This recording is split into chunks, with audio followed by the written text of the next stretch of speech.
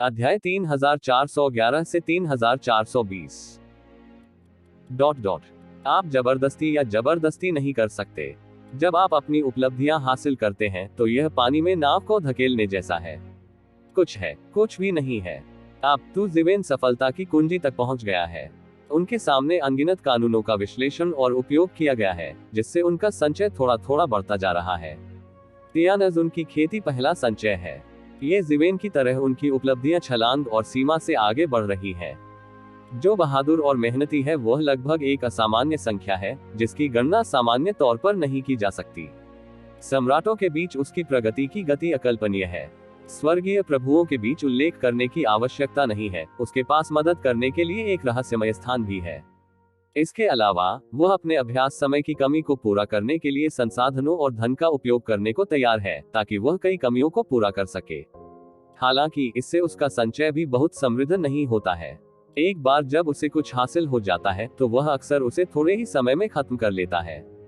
कोई उपाय नहीं है। सौभाग्य से 11 राज्यों की भूमि अब केवल तूजीवन के लिए निरंतर इनपुट की आवश्यकता नहीं है, बल्कि कुछ आउटपुट के लिए भी है।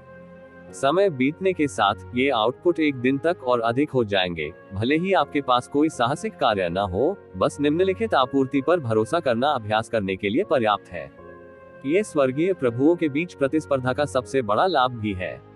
यदि नहीं तो स्वर्गीय स्वामी भयभीत है और अपना मुंह फाड़ने को तैयार नहीं है। हालांकि तियानज उनके अभ्यास में बहुत अधिक संसाधनों की खपत होती है।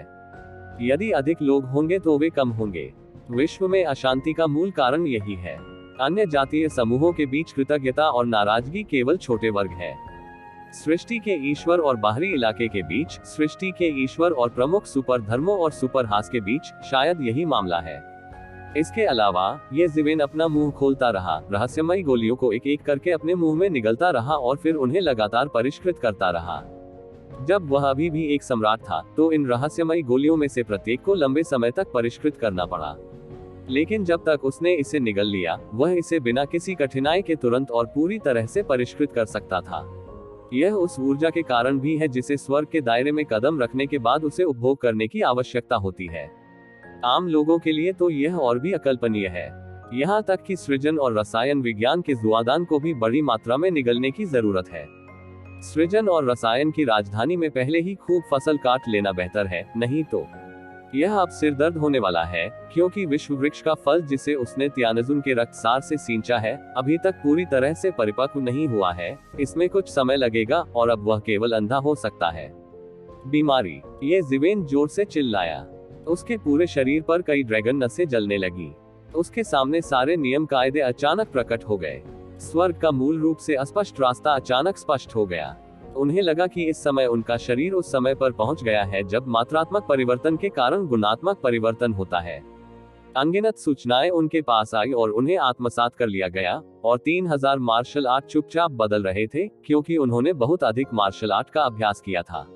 यदि वह उनमें से केवल एक का अभ्यास करता तो यह इतना कठिन नहीं होता। हो सकता है कि वह पहले ही तीसरे दायरे में प्रवेश कर चुका हो, लेकिन ये जीवन ने इतना आसान रास्ता नहीं अपनाया। वह चाहता है कि उसकी बुनियाद बहुत मजबूत हो और भविष्य में कभी कोई दिक्कत न आए। जल्द ही ये जीवन के लिए सटीक गणना करने का समय आ गया, और धीरे धीरे उनकी धारणा अंततः गुणात्मक परिवर्तन की प्रक्रिया तक पहुंच गई। बूम! ये जीवन को केवल अपने मन में एक दहाड़ महसूस हुई। मूल रूप से अस्पष्ट क्षेत्र एक पल में टूट गया था। तीसरा क्षेत्र अंततः तीसरे क्षेत्र में प्रवेश कर गया। ये जीवन हंसे। वह सचमुच अच्छे मूड में था। तीसरे लोक में प्रवेश के लिए उसने कितना प्रयास किया। अब वह अंततः तीसरे क्षेत्र में प्रवेश कर चुका है, और यह क्षेत्र बिना किसी अस्थिरता के अत्यंत समेकित है। अपनी वर्तमान ताकत के साथ वह तीसरे क्षेत्र के शीर्ष विशेषज्ञों से भी तुलना कर सकता है। उनका गहन कौशल तीसरे क्षेत्र का एक साधारण विशेषज्ञ भी है, जो अकल्पनीय है। तीसरे क्षेत्र में प्रवेश करने के बाद उसे वास्तव में लापरवाह कहा जा सकता है, क्योंकि स्वर्ग और पृथ्वी के बीच की स्थिति इस तरह है। तियानागुआन की डकैती के कारण स्वर्ग और पृथ्वी के बीच के स्वर्गीय स्वामी बह गए हैं। ऐसी कई साधना सिद्धियां हैं जिनका शिखर केवल तीसरे क्षेत्र का है, और कुछ तीसरे क्षेत्र से कम है और केवल दूसरे क्षेत्र का है। इन सभी को ताओ बनने में अपेक्षाकृत देर हो चुकी है। ये ठीक इसी वजह से है कि तथाकथित अंतरिक्ष समय तियानजुन पीछे से आता है। ये तियानगुआन की डकैती के कारण ही है कि अंतरिक्ष समय तियानजुन को अन्य शक्तिशाली तियानजुन के साथ प्रतिस्पर्धा करने की संभावना है। अन्यथा दक्षिण पूर्व और उत्तर पश्चिम में 4 स्वर्गीय स्वामी बहुत पहले ही ताओवाद बन गए और शीर्ष वाले सभी तियानजोंग जादूगर हैं। उन्हें इतनी आसानी से कैसे पकड़ा जा सकता है और एक दूसरे से प्रतिस्पर्धा कैसे की जा सकती है। अब ये जिवेन जो तीसरे क्षेत्र में प्रवेश कर चुका है, ये भी कह सकता है कि वह दक्षिण पूर्व और उत्तर पश्चिम में 4 स्वर्गीय स्वामी के साथ प्रतिस्पर्धा करने के लिए योग्य है और सबसे महत्वपूर्ण समय और स्थान में स्वर्गीय स्वामी के साथ प्रतिस्पर्धा करने के लिए पर्याप्त है। सत्ता की इस दुनिया में ये जिवेन स्वाभाविक रूप से इस समय स्वर्गीय स्वामी के बीच प्रथम श्रेणी के व्यक्ति हैं। उन लोगों के अलावा जो पहले से ही तियानगुआन दर्रे को गुप्त रूप से तोड़ चुके हैं, उन्हें अजेय होना चाहिए और केवल कुछ तियानजुन हैं जो तियानगुआन डकैती अभी भी होने पर तियानगुआन दर्रे को तोड़ सकते हैं। अन्यथा आप तियानगुआन डकैती में नहीं फंसेंगे। इस बिंदु पर ये जिवेन कह सकते हैं कि वह अधिकांश स्वर्गीय गुरुओं के समान शुरुआती लाइन पर है और उनसे हारते नहीं है। इस तथ्य के लिए कि कई स्वर्गीय स्वामी कम समय में सृजन कुंजी के अस्तित्व के कारण रीति रिवाजों को तोड़ने में सक्षम होंगे, वह लंबे समय से तैयार थे। जब इस विश्व वृक्ष का फल परिपक्व हो जाता है तो वह इसे निगल लेता है और तीसरे लोक के शिखर पर पहुंच जाता है। वह लुटती धूप को तोड़ने की मदद से ही फुर्सत में है। चौथे दायरे में प्रवेश बस कोने के आसपास है। इसमें बहुत समय नहीं लगता और पीछे नहीं छोड़ा जाएगा। ये जिवेन उठे और अनंत ऊंचाई की तरह विशाल विश्व वृक्ष को देखा। वहां एक विश्व वृक्ष का फल था जो ईश्वर की अग्नि में आभा के साथ खिल रहा था, जिसे ये जिवेन ने स्वर्ग के रक्तसार से सींचा था। हालांकि सम्राट हुन्युवान और अन्य का स्तर कम नहीं है। आखिरकार वे कई वर्षों से फंसे हुए हैं और उनकी क्यूई और रक्त बहुत दुर्लभ है। दोनों ने मिलकर ऐसे विश्व वृक्ष के फल को सींचा, लेकिन अब वह सिर्फ एक विश्व फल है। एक बार जब वह परिपक्व हो जाता है तो वह थोड़े समय में अपना परिवर्तन पूरा कर लेगा। जब वह तीसरे क्षेत्र के शिखर पर पहुंच जाएगा, उस समय वह अग्नि के देवता को मारने जाएगा। अब वह हवा को खोए बिना तीसरे क्षेत्र के चरम पर तियानजुन का सामना करने के लिए निश्चित है, लेकिन ये तियानहोशिनजुन जैसे पुराने तियानजुन को मारने के लिए पर्याप्त नहीं है। केवल तभी जब वह तीसरे लोक के शिखर पर कदम रखेगा तभी वह इस पर विजय पा सकेगा। यह उससे और दिक्काल ईश्वर से भिन्न है। जब अंतरिक्ष समय भगवान ने अनुमान लगाया कि उसने रूई भगवान सम्राट को मार डाला है, तो उसका मुंह मोड़ना पर्याप्त नहीं है, लेकिन आकाश अग्नि देवता ने उसे कई बार नुकसान पहुंचाने की कोशिश की। ऐसे व्यक्ति को जल्द से जल्द मार देना चाहिए, लेकिन वह स्वर्ग का रास्ता नहीं तोड़ सकता, अन्यथा उस समय बड़ी मुसीबत होगी। जहां तक सृष्टि के ईश्वर के दोष की बात है, उसे कोई परवाह नहीं है। जब वह अग्नि के देवता को मार डालता है तो सृष्टि का ईश्वर उसके बारे में क्या कर सकता है। इसके अलावा उसने सृष्टि के देवता के लिए महान योगदान दिया और इतनी जल्दी नदी पार नहीं की और पोल को नहीं तोड़ा। वह वास्तव में यही जानता है। इस समय जियानजुन जो उपदेश दे रहा था ने अचानक अपनी आंखें खोली और एक प्रकार की अकथनीय मुस्कान दिखाए और अंत में तीसरे क्षेत्र में प्रवेश किया। बहुत सारे फायदे हैं।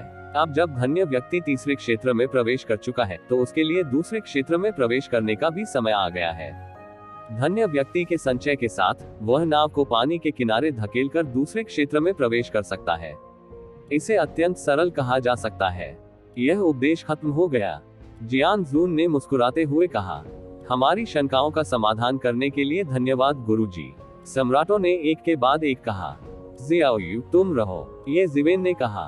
बियान जियाओयू तेजी से आगे बढ़े और अन्य लोग एक के बाद एक चले गए। मालिक, बियान जियाओयू के चेहरे पर एक छोटी बेटी की मुद्रा दिखाई दे रही थी। ये जिवेन के सामने ही अधिक शक्तिशाली शेंटिंग संप्रदाय ऐसा रूप दिखाएगा। अच्छा, इतना बड़ा आदमी मजाक से नहीं डरता। ये जिवेन ने अपने चेहरे पर मुस्कान दिखाए, लेकिन वास्तव में उसका इरादा दोष देने का नहीं था। अब सृजन की दुनिया में वह सचमुच अकेला है। दूसरे लोग उसकी शक्ति और पहचान से डरते हैं। कौन उसके बारे में कुछ भी मजाकिया कहने की हिम्मत करता है? केवल बियान जियाओयू जो उसके द्वारा देखा और बड़ा हुआ है, ऐसा करेगा। ही बियान शियाओयू ने अपनी छोटी सी जीभ बाहर निकाली और कुछ शर्मिंदगी के साथ कहा, मैं आपके लिए क्या कर सकता हूँ मास्टर? एक है अपने सम्राट का नाम पूछना। अब आप अंततः सम्राट के दायरे में प्रवेश कर चुके हैं। आपके पास एक सम्राट का नाम होना चाहिए और इसे अपनी प्रतिष्ठा फैलाने के लिए फैलाना चाहिए। ये जिवेन ने कहा। शुरुआत में उनके पास लंबे समय तक कोई शाही पदवी नहीं थी, इसलिए अन्य लोग उन्हें केवल येदी कहते थे। बाद में उन्होंने वू की उपाधि ले ली और वू डी की कहावत धीरे धीरे फैल गई। वास्तव में मैंने इसके बारे में लंबे समय तक सोचा है। भविष्य में मैं चंद्रमा का सम्राट बनूंगा। बियान जियाओयू ने मुस्कुराते हुए कहा। मैंने पूछा, इसे दोहराया नहीं जाना चाहिए, लेकिन सृष्टि के देवता की स्थापना की शुरुआत में 1 महीने का सम्राट था, लेकिन वह गिर गया है। अब मैं इसका उपयोग करता हूँ, इसमें कोई समस्या नहीं होनी चाहिए। ये जिवेन ने सिर हिलाया। जहाँ तक ये सवाल है कि क्या किसी मृत व्यक्ति को अपने नाम के रूप में इस्तेमाल करना अशुभ है, यह उनके विचार के दायरे में नहीं है। एक सम्राट के रूप में सभी कानून प्रभावित नहीं होते हैं और कई दुर्भाग्य उस पर थोपे नहीं जाते हैं। यदि कोई अभागा भी हो तो भी वास्तव में सम्राट बनना असंभव है। ठीक है, आप पहले से ही इसकी परवाह करते हैं। ये ठीक है। अपनी उपलब्धियों को मजबूत करने के लिए भाग्य की इस रहस्यमयी गोली को ले। यह आपके लिए जल्द ही पहले चरण के शिखर पर पहुंचने के लिए पर्याप्त होनी चाहिए। जब ये जीवन ने अपनी हथेली घुमाई तो उस पर भाग्य बताने वाली एक रहस्यमयी गोली दिखाई दी। अपने स्वयं के अनुभव के कारण, हालांकि ये जिवेन को पता था कि क्षेत्र को प्रभावित करने के लिए दीर्घकालिक खेती की विधि सही तरीका थी, उन्होंने इसका तिरस्कार किया। लेने का एक शॉर्टकट था। इस पद्धति से चिपके रहने की कोई आवश्यकता नहीं थी।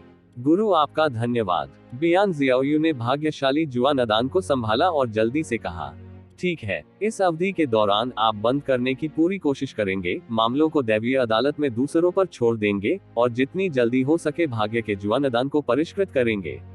ये जिवेन ने आदेश दिया। ये जिवेन ने तीसरे क्षेत्र में कदम रखा, लेकिन नम चीजों की खामोशी में वह बिल्कुल भी नहीं जाना गया। टेहरान के ऊपर नीचे तक किसी को पता नहीं था।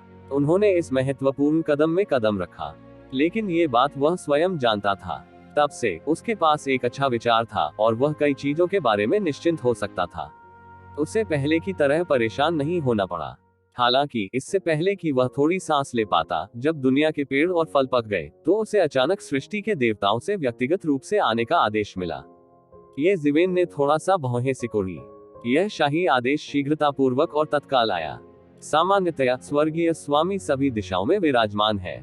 यदि कोई आपातकालीन स्थिति नहीं है तो वे शायद ही कभी स्वर्गीय प्रभुओं को सृष्टि के भगवान की राजधानी में प्रवेश करने देने के लिए एक स्पष्ट शाही आदेश जारी करते हैं। क्या स्वर्ग और पृथ्वी के बीच कोई परिवर्तन है? भाग्य विधाता द्वारा 8 दिशाओं का दमन स्वीकार करने से इनकार करने का साहस कौन कर सकता है? हालांकि बिना किसी हिचकिचाहट के ये जिवेन सीधे सृष्टि के भगवान के पास गए। जियानजुन बंद हो रहा है और दूसरे दायरे में प्रवेश करने की तैयारी कर रहा है। अब उसके पास करने को कुछ नहीं है। अपनी साधना के साथ, यदि वह तीसरे लोक के शिखर तक साधना करना चाहता है तो वह इसे एक क्षण में नहीं कर सकता। वह केवल विश्व वृक्ष के फल पर भरोसा कर सकता है, और उस अवधि के दौरान जब विश्व वृक्ष का फल परिपक्व होता है, वह मूल रूप से निष्क्रिय होता है। शीघ्र ही वह सृष्टि के देवता की राजधानी में आ गया। इस समय सृजन के देवता की राजधानी में बहुत सारे शक्तिशाली प्राणी हैं। वे शांतिकाल में भी सृष्टि के देवता की राजधानी के आदेश को सुनने का साहस नहीं करते हैं।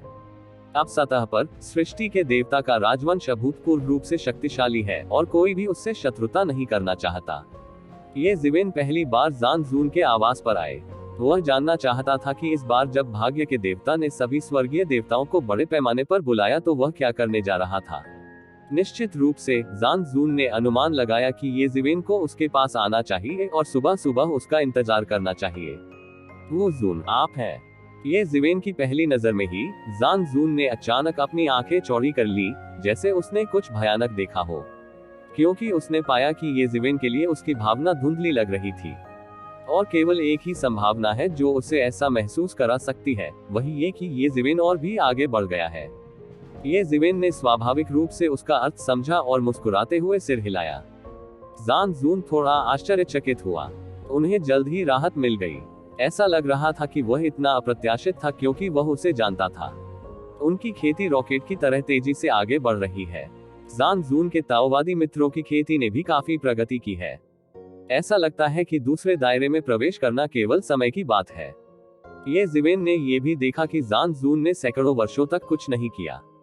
वर्षों से एकत्रित गहन जानकारी पर भरोसा करते हुए उन्होंने सफलतापूर्वक अपनी खेती को पहले क्षेत्र के शिखर पर पहुंचा दिया है।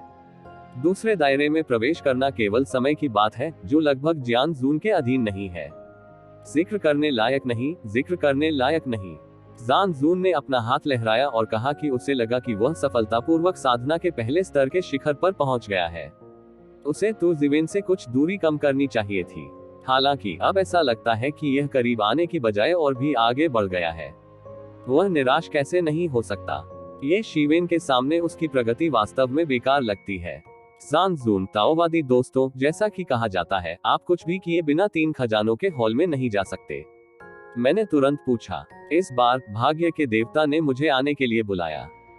क्या बात है? ये जिवेन ने पूछा। मैं तुम्हें समझाता हूँ। अचानक जैसे ही जहान जून बोलने ही वाला था, एक तेज आवाज आई। जैसे ही आवाज गिरी, मैंने एक आदमी को देखा जो ऐसा लग रहा था जैसे वह अपने 30वें दशक में था। सुनहरे शाही लबादे में एक अधेड़ उम्र का आदमी अंदर आया। उसका चेहरा सुंदर था और माथे के नीचे छोटी सी दाढ़ी थी। वह बहुत प्रतिष्ठित लग रहे थे। पूर्वी त्यानजुन। जान जून जल्दी से उठे और कहा, पूर्वी त्यानजुन। ये जिवेन थोड़ा आश्चर्यचकित हुआ। स्वाभाविक रूप से उन्होंने लंबे समय से डोन त्यानजुन के बारे में सुना था। वास्तव में उन्हें पूर्वी त्यानजुन शिविर का सदस्य भी माना जा सकता है। हालांकि जब से उन्होंने सृजन के देवता राजवंश में प्रवेश किया, उन्होंने वास्तव में पूर्वी त्यानजुन को कभी नहीं देखा, क्योंकि डोन त्यानजुन और कई अन्य त्यानजुन अलगाव में सृजन और रसायन विज्ञान की कुंजी को परिष्कृत कर रहे हैं। पहले देखे गए नान्त्यानजुन और स्पेटियोटेम्पोरल त्यानजुन के अलावा, ये जिवेन ने हमेशा केवल उसका नाम सुना है, लेकिन उसका व्यक्तित्व नहीं। ये जिवेन ने बस नजर डाली। हालांकि उसने अपनी जादुई आंख का उपयोग नहीं किया था, फिर भी वह केवल अथाह महसूस कर सकता था, जिसे जान जून द्वारा आसानी से नहीं देखा जा सकता था। वह मदद नहीं कर सका, लेकिन उसके दिल में एक बुनियादी अनुमान था। डोन त्यानजुन की ताकत वास्तव में अथाह और शक्तिशाली थी। इसमें कोई आश्चर्य नहीं कि वह कई वर्षों तक पूर्वी क्षेत्र में बैठने, पूर्वी क्षेत्र के सभी सुपर धर्मों और सुपर मजबूत परिवारों को दबाने और विदेशी क्षेत्रों के आक्रमण का विरोध करने में सक्षम था। वह इतना शक्तिशाली था कि उसकी कल्पना भी नहीं की जा सकती थी। वो जून, मैंने सुना है कि जैन जून ने आपके बारे में कई बार सुना था, लेकिन मुझे आपको देखने का मौका नहीं मिला। अब ऐसा मौका मिलना दुर्लभ है। ये वास्तव में इसकी प्रतिष्ठा का हकदार है। डोन त्यानजुन बादल के बिस्तर पर बैठ गया और साहपूर्वक कहा, डोन त्यानजुन ने मेरी चापलूसी की। ये सिर्फ इतना है कि डोन त्यानजुन असाधारण है। प्रसिद्ध होने की तुलना में उससे मिलना बेहतर है। ये जिवेन ने मुस्कुराते हुए कहा, न तो विनम्र और न ही अहंकारी। डोन त्यानजुन ने मुस्कुराते हुए सिर हिलाया और कहा, क्या आपने नहीं पूछा कि आप सभी ने अभी क्यों बुलाया? अब मैं आपको जवाब दे सकता हूँ। डोन त्यानजुन, कृपया कहें। ये जिवेन ने कहा। डोन त्यानजुन ने अपने चेहरे पर एक गरिमापूर्ण मुस्कान दिखाए और कहा, आप सृष्टि के देवता के इतिहास के बारे में कमोबेश जानते हैं। इसे मोटे तौर पर सृष्टि के देवता की स्थापना से पहले के जंगली काल और उसके बाद के 2 मजबूत विपक्षी काल में विभाजित किया गया है। सृष्टि के ईश्वर की स्थापना, ठीक है। हाँ, हालांकि ये जिवेन को इतिहास से कैसे जुड़ा जाए, इस बारे में कुछ संदेह थे, फिर भी वह सृष्टि के देव राजवंश के इतिहास के बारे में जानता था।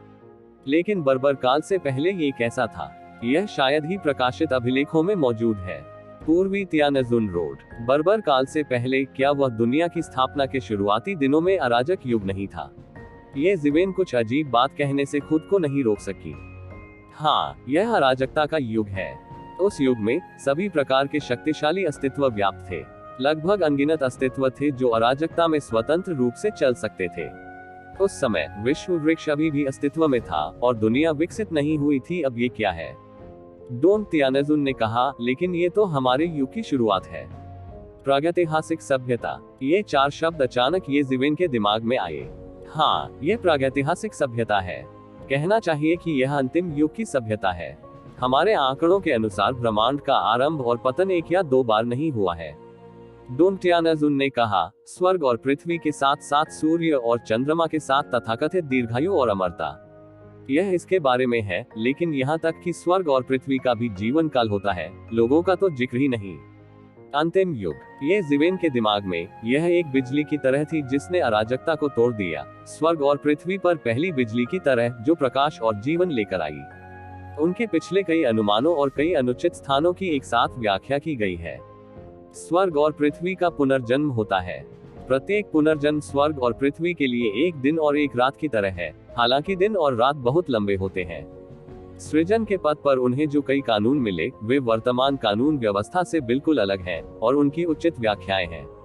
इसमें कोई आश्चर्य नहीं कि ऐसे कई कानून हैं जो स्पष्ट रूप से एक ही कानून है, लेकिन संचालन मोड और अस्तित्व मोड पूरी तरह से अलग है। यह मूल रूप से विभिन्न युगों से संबंधित कानून था। यह पिछली दुनिया के फूटने और पुनर्जन्म में प्रवेश करने से पहले की व्यवस्था थी। स्वाभाविक रूप से यह अब से बिल्कुल अलग है। क्या इसका संबंध पिछले युग से है कि सृष्टि के भगवान ने इस बार हमें बुलाया है? ये जिवेन ने पूछा। ठीक है, बहुत से लोग स्वर्ग और पृथ्वी के महान पुनर्जन्म और पिछले युग के बारे में नहीं जानते हैं। हालांकि वास्तव में पिछली शताब्दी से बची हुई सभ्यता अभी भी मौजूद है, लेकिन ये हमारी दुनिया के कानूनों द्वारा अवरुद्ध है, आकाश के बाहर अनंत ब्रह्मांड। हालांकि वे सृष्टि की दुनिया में लौटना नहीं चाहते हैं और एक पल के लिए भी स्वर्ग और पृथ्वी के इस टुकड़े पर प्रभुत्व हासिल नहीं करना चाहते हैं। ऐसा संघर्ष करोड़ों लोगों से विकसित हुआ है। ये वर्षों पहले शुरू हुआ था। उद्धरण चिन्ह। डोंग तियानजुन ने कहा, ऐसा संघर्ष कभी नहीं रुका है। ये सिर्फ इतना है कि हम इस युग के नायक हैं और स्वर्ग का ताव भी हमारा है। वे सफल नहीं हुए, लेकिन फिर भी इसकी हमें बहुत कीमत चुकानी पड़ी, विरोध करने और दबाने की ऊर्जा। यदि यह मामला नहीं है तो हमारे भगवान राजवंश की ताकत के साथ हम आउटलैंड के साथ कैसे आकर्षित हो सकते हैं और उन्हें हर तरह से सहन कर सकते हैं? असली कारण यह है कि हमारे अधिकांश अनुभव स्वर्ग की अराजकता में शामिल है। डोंग तियानजुन ने आगे कहा, वास्तव में आप नहीं जानते हैं कि कई आउटलैंड जीव वास्तव में पिछले युग, यहाँ तक कि पिछले युग से बचे हुए सभ्यता के खून से संबंधित हैं। क्योंकि उनकी आध्यात्मिक शक्तियां वर्तमान कानूनों के साथ असंगत हैं, वे ऐसा कर सकते हैं, उन्हें कानूनों का समर्थन और स्वर्ग की कृपा नहीं मिलती। सम्राट केवल हजारों वर्षों तक ही जीवित रह सकता है। उन्होंने कहा, वास्तव में जो आपने काट दिया है वह पिछले युग के निशान है। केवल अपने आप को पूरे दिल से मौजूदा में एकीकृत करके युग क्या आप कानून का आशीर्वाद और स्वर्ग के मार्ग का पक्ष प्राप्त कर सकते हैं, ताकि स्वर्ग और पृथ्वी के साथ रह सके और सूर्य और चंद्रमा के साथ चमक सके। उद्धरण चिन्ह। इस युग की शुरुआत में यह एक ऐसा युग था जब कई प्राचीन युग के बचे हुए खून वाले विदेशी जीव बड़े पैमाने पर थे। इस युग में पैदा हुए जीव पिछले युग के प्राणियों के सामने तब तक कांपते रहे जब तक कि सृष्टि के देवता आकाश में पैदा नहीं हुए, 8 बंजर भूमि को बहा दिया और सृजन के ईश्वर में बस गए। भले ही यह इस युग में पैदा हुए हम प्राणियों के लिए रहने की जगह को साफ करने के लिए हो। उद्धरण चिन्ह। ये जिवेन का चेहरा शांत था, लेकिन उसका दिल उथल पुथल में था। क्या ये पूरे इतिहास का सच था? सृष्टि के देवता और बाहरी प्राणियों के बीच तथाकथित विवाद का मूल कारण एक ही बात निकली, यहाँ तक कि इसमें शामिल होना भी पिछले युग में प्राणियों का अस्तित्व। यह अंतहीन इतिहास के पीछे छिपा हुआ सत्य है और बाहरी प्राणियों में पिछले युग के कई प्राणियों का खून है। वास्तव में सृष्टि के देवता और आउटलैंड के बीच का संघर्ष सृष्टि जगत के भीतर उतना संघर्ष नहीं है जितना कि इस युग के प्राणियों और पिछले युग के प्राणियों, या यहाँ तक कि पिछले युग के प्राणियों के बीच का संघर्ष है। हालांकि एक पल में ये जिवेन एक और विचार लेकर आए और कहा, हालांकि अगर स्वर्ग और पृथ्वी के महान विनाश के पात्रों के साथ स्वर्ग और पृथ्वी का भी पुनर्जन्म और जन्म और मृत्यु होती है, तो मुझे डर है कि सभी जीवित जीव पूरी तरह से नष्ट हो गए हैं। ऐसे जैविक अवशेष कैसे हो सकते हैं जो एक युग को नुकसान पहुंचाते हो? ठीक है, सामान्य स्थिति ऐसी ही है। हमारी जानकारी के अनुसार दुनिया टूट गई है और सामान्य जीव बिल्कुल भी जीवित नहीं रह सकते हैं। सब कुछ फिर से अराजकता में लौट आता है। यहाँ तक कि सम्राट भी मर जाएगा और गंभीर रूप से घायल हो जाएगा, और सम्राट कर सकता है केवल खुद से बचे या गिर भी जाए। हालांकि ये स्थिति आवश्यक नहीं है। कोई भी मरने को तैयार नहीं है। वे दुनिया के टूटने से पहले तैयारी करने का एक रास्ता खोज लेंगे। क्या शुद्ध भूमि है? स्वर्ग के पतन से बचने के लिए इसमें छुपे और पृथ्वी। बेशक ये जगह बहुत बड़ी नहीं होगी, डोंग तियानजुन ने कहा। अच्छा ऐसा है। ये जिवेन को अचानक समझ आया कि अगर उन्हें पता होता कि दुनिया टूट गई है, तो मुझे डर है कि कोई भी इस तरह पकड़ा जाना पसंद नहीं करेगा। उसके लिए भी यही सच है। उसे अवश्य ही प्रत्युत्तर देना होगा, विशेषकर इन उच्च स्वर्गीय प्रभुओं को। दरअसल यह आसान नहीं है। महाविनाश में जीना सबसे कठिन नहीं है। उसकी स्वर्गीय शक्ति और शारीरिक शक्ति के साथ दुनिया का पतन उसके लिए खतरा पैदा कर सकता है, लेकिन ये घातक खतरा पैदा करने के लिए पर्याप्त नहीं है। जब तक आप इससे सावधानी से निपटेंगे, आप जीवित रह सकते हैं। हालांकि असली समस्या बाद में है। किसी भी युग के प्राणियों के अजेय होने का मूल कारण यह है कि वे इस युग के नियमों के अनुकूल ढल सकते हैं। यदि इस युग में स्वर्ग का मार्ग ध्वस्त हो जाता है तो स्वर्ग और पृथ्वी अराजकता में प्रवेश कर जाएंगे, और यहाँ तक कि स्वर्ग और पृथ्वी फिर से खुल जाएंगे। स्वर्ग और पृथ्वी के नियम भी भिन्न भिन्न होंगे। वे नियम समान दिखते हैं, लेकिन वास्तव में वे पूरी तरह से अलग अलग कोर हैं, बिल्कुल एक ही रूप में। तो सृजन के पथ पर वास्तव में कई कानून क्रिस्टल हैं, लेकिन उनमें से अधिकतर का उपयोग नहीं किया जा सकता है। केवल कुछ में ही इस युग के कानून मौजूद हैं। पिछले युग की ये बची हुई बुराइयां हमेशा हम पर आक्रमण करना चाहती हैं और दुनिया पर अपना नियंत्रण हासिल करना चाहती हैं। हम में से अधिकांश लोग इन वर्षों से बाहर लड़ रहे हैं, डोंगतियानजुन ने कहा। क्या उनके खिलाफ रक्षा पंक्ति में कुछ गड़बड़ है? ये जिवेन ने तुरंत पूछा। अपने मन में बिजली की चमक और चकमक पत्थर के साथ उसने संभावित समस्याओं के बारे में सोचा। हाँ, हाल के वर्षों में उनका आक्रमण और अधिक जरूरी हो गया है, इसलिए हमारे निर्णय के बाद हम सृजन कुंजी को परिष्कृत करने और सृजन के रास्ते में फंसे उन स्वर्गीय प्रभुओं को बचाने का अधिकार चुनेंगे। डोंगतियानजुन ने कहा कि वह उनके चेहरे पर कोई भाव नहीं देख सके और न ही ये देख सके कि वह इस मामले का समर्थन करते हैं या विरोध। आखिरकार ऐसा लगता है वे अभी भी अपनी कुछ शक्ति लेने जा रहे हैं। हालांकि आउटलैंड की ताकत बहुत बढ़ गई है। क्या ऐसा होगा? ये जिवेन ने एक और संभावना का उल्लेख किया। यदि यह मूल रूप से आउटलैंड और सृष्टि के देवता के बीच सिर्फ एक युद्ध था, तो अब इसकी जगह युगों के बीच संघर्ष ने ले ली है।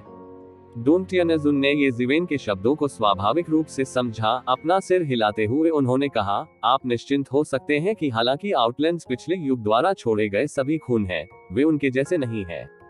हालांकि उनके द्वारा छोड़े गए टुकड़े हो सकते हैं, वहां समग्र रूप से उनके बारे में चिंता करने की कोई आवश्यकता नहीं है। इसके अलावा हम शाकाहारी नहीं हैं। यदि वे कोई दृश्य बनाना चाहते हैं तो उन्हें ये देखना होगा कि क्या उनके पास एक क्षमता है। इस संबंध में डोंगतियानजुन आत्मविश्वास से भरा था, जैसे कि उसने इस समस्या पर कभी ध्यान ही नहीं दिया हो। अच्छी बात है, ये जिवेन ने सिर हिलाया। अब वह भी सृष्टि के ईश्वर के साथ एक हो गया है। यदि सृष्टि के ईश्वर को पलट दिया जाए और पिछले युग के प्राणियों का कब्जा हो जाए, तो यह उसके लिए भी एक आपदा होगी। क्या सृष्टि का ईश्वर चाहता है कि हम इस बार दमन करने के लिए अग्रिम पंक्ति में जाएं? ये जिवेन ने पूछा। ये दिलचस्प है, लेकिन इसे सामूहिक कहना जरूरी नहीं है। लेकिन मैंने अपने शिविर में सभी को बुलाया है। दूसरों के लिए कुछ को बुलाना उनका काम है, डोंगतियानजुन ने कहा। लेकिन मुझे नहीं लगता कि वे नर्म दिल के होंगे, क्योंकि आगे एक बड़ा युद्ध होगा और युद्ध का परिणाम सीधे डोंगतियानजुन के स्वामित्व का निर्धारण करेगा। डोंगतियानजुन, ये जिवेन की आंखें अचानक चमक उठी। सृष्टि के ईश्वर के लिए मध्य स्वर्ग का महत्व लगभग सृष्टि के ईश्वर के समान ही है। एक बार जब वह मध्य स्वर्ग बनने के लिए दृढ़ संकल्पित हो जाता है, तो वह लगभग अन्य स्वर्गों से ऊपर मौजूद होगा। ये भी वह तरीका है जिस पर हमने एक साथ चर्चा की थी। अन्यथा क्या हमने वास्तव में शिविर खोला है और झगड़ा हुआ है? डोंगतियानजुन ने मुस्कुराते हुए कहा, तो मुझे आशा है कि आप मेरी मदद कर सकते हैं। अगर मैं डोंगतियानजुन का स्वामी बनने में सफल हो जाता हूं, तो मैं पूरी तरह से आपको डोंगतियानजुन का पद संभालने की सलाह दूंगा, यानी पूर्वी क्षेत्र का आकार आपको सर पर दौड़ने दे। जब ये जिवेन ने भाषण सुना तो वे प्रेरित हुए। कई स्वर्गीय मूर्तियों में से केवल दक्षिण और उत्तर पश्चिम की 3 स्वर्गीय मूर्तियां ही इसकी तुलना कर सकती हैं। सृष्टि के देवता की कई स्वर्गीय मूर्तियों में से ये जिवेन भी एक उच्च अस्तित्व है। एक बार जब वह सफलतापूर्वक शीर्ष पर चढ़ गया, हालांकि सामान्य समय में वह शायद ही कभी इसके बारे में सोचते हैं, क्योंकि वरिष्ठता और ताकत के मामले में वह बहुत दूर है। ये भी कहा जा सकता है कि वह जनता को अपनी बात नहीं समझा पाते। दक्षिण पूर्व और उत्तर पश्चिम में 4 स्वर्गीय देवताओं में से किसी ने युद्धों का अनुभव किया है और महान योगदान दिया है।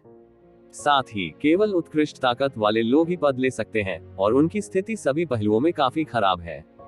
इसके कई प्राकृतिक फायदे हैं, लेकिन इसी तरह कठिनाई के बारे में भी कोई संदेह नहीं है। केवल डोंगतियानजुन के पूर्ण समर्थन से ही उसे ऐसा अवसर मिल सकता है। यदि आप दक्षिण पूर्व और उत्तर पश्चिम में कोई भगवान बनना चाहते हैं, तो मेरे लिए अपना पद छोड़ना पर्याप्त नहीं है। मजबूत ताकत होने के अलावा सबसे महत्वपूर्ण बात सृष्टि के भगवान के लिए बहुत योगदान देना है। अन्यथा जनता को कैसे समझाएं और आपको सृजन की राह पर चलने दें? मेरा मतलब है कि आप खेती करें, लेकिन ये पर्याप्त नहीं है। हालांकि आपने लाओ से पहले बहुत सारे योगदान दिए हैं, लेकिन ये सब सम्राट के काल से है। ये पूरी तरह से अलग है स्वर्गीय गुरु। आपको समझना होगा। डोंगथियानजुन ने अंततः सीधे इस बिंदु पर कहा कि उसका इरादा येज़िवेन को उत्तराधिकारी के रूप में विकसित करने का था। हालांकि येज़िवेन सर्वश्रेष्ठ उम्मीदवार नहीं है और अपने खेमे में सबसे वरिष्ठ नहीं है, फिर भी उनके अपने विचार हैं। येज़िवेन को अचानक एहसास हुआ कि मामला यही था। इसमें कोई आश्चर्य नहीं कि भाग्य की राह जैसी अच्छी नौकरी उसे खुद ही मिल जाएगी। ये पता चला कि डोंगथियानजुन का पहले से ही खुद को विकसित करने का इरादा था। हालांकि उसके दिल में संदेह भी था। उसे पूर्वी तियानजुन शिविर में शामिल हुए ज्यादा समय नहीं हुआ था। पूर्वी तियानजुन उसके बारे में इतना आशावादी कैसे हो सकता है? हालांकि ज़ान ज़ून की ताकत दूसरे चरण में प्रवेश नहीं कर पाए है, वह निश्चित रूप से जनता को मना नहीं सकता है, लेकिन उसे विश्वास नहीं है कि पूर्वी तियानजुन के पास कोई अन्य समर्थक नहीं होगा। मध्य तियानजुन बनने के लिए केवल उत्कृष्ट ताकत होना ही पर्याप्त नहीं है, बल्कि पर्याप्त बुनियादी प्लेट और समर्थक होना भी पर्याप्त है। मैं समझता हूँ, येज़िवेन ने सिर हिलाया। लेकिन अगर मैं रेन डोंगथियानजुन को लेना चाहता हूँ, तो मुझे डर है कि यह आसान नहीं है। हाँ, कई लोग कार्यभार संभालने का इंतजार कर रहे हैं। वरिष्ठता के मामले में आप वास्तव में योग्य नहीं हैं। ताकत के मामले में आप मुश्किल से ही किनारे तक पहुँचते हैं। इसलिए आपके और मेरे लिए मोर्चे पर जाना बहुत महत्वपूर्ण है। इस बार युद्ध क्षेत्र की रेखा। जब तक आप सफल होते हैं, डोंगथियानजुन की स्थिति आसानी से उपलब्ध है और आपके लिए रेन डोंगथियानजुन पर कब्जा करना बहुत मुश्किल होगा। पूर्वी तियानजुन रोड। येज़िवेन के मन में बहुत सारे विचार आए और उसने पूर्वी तियानजुन के विचार को समझा। यदि वह सफलतापूर्वक मध्य तियानजुन को बढ़ावा दे सकता है और पूर्वी तियानजुन बन सकता है, तो वह दक्षिण पूर्व, उत्तर पश्चिम और उत्तर पश्चिम में 5 मध्य तियानजुन के बीच 2 सीटों पर कब्जा करने में सक्षम होगा। भविष्य में वह सृष्टि के देवता की प्रवचन शक्ति में बहुत वृद्धि करेगा और नायकों को हरा देगा। अंतिम विश्लेषण में यह पारस्परिक लाभ का मामला है। लेकिन एक और बात है जो मैं आपको बताना चाहता हूँ। आपको कई विरोधियों का सामना करना है। अकेले मेरे खेमे में एक और उम्मीदवार है, वह एकमात्र था। हालांकि आपने हाल ही में विशेष रूप से अच्छा प्रदर्शन किया है। मैं आपको इसमें शामिल करूंगा। मुझे इसकी परवाह नहीं होगी कि आप कैसे तुलना करते हैं। मुझे बस अंतिम परिणाम चाहिए। डोंगथियानजुन ने येज़िवेन को यह भी बताया कि उनके पास एक और उम्मीदवार है। हाँ, येज़िवेन आश्चर्यचकित नहीं है। दुनिया में बहुत सारे स्वर्गीय प्राणी हैं, लेकिन उनमें से कितने दक्षिण पूर्व, उत्तर पश्चिम और उत्तर पश्चिम में 4 स्वर्गीय प्राणियों में शुमार हो सकते हैं? ऐसी परिस्थितियों में हमें जिन चुनौतियों का सामना करना पड़ेगा, उनकी कल्पना की जा सकती है, जिनसे आसानी से छुटकारा नहीं पाया जा सकता। हालांकि वह हतोत्साहित नहीं है।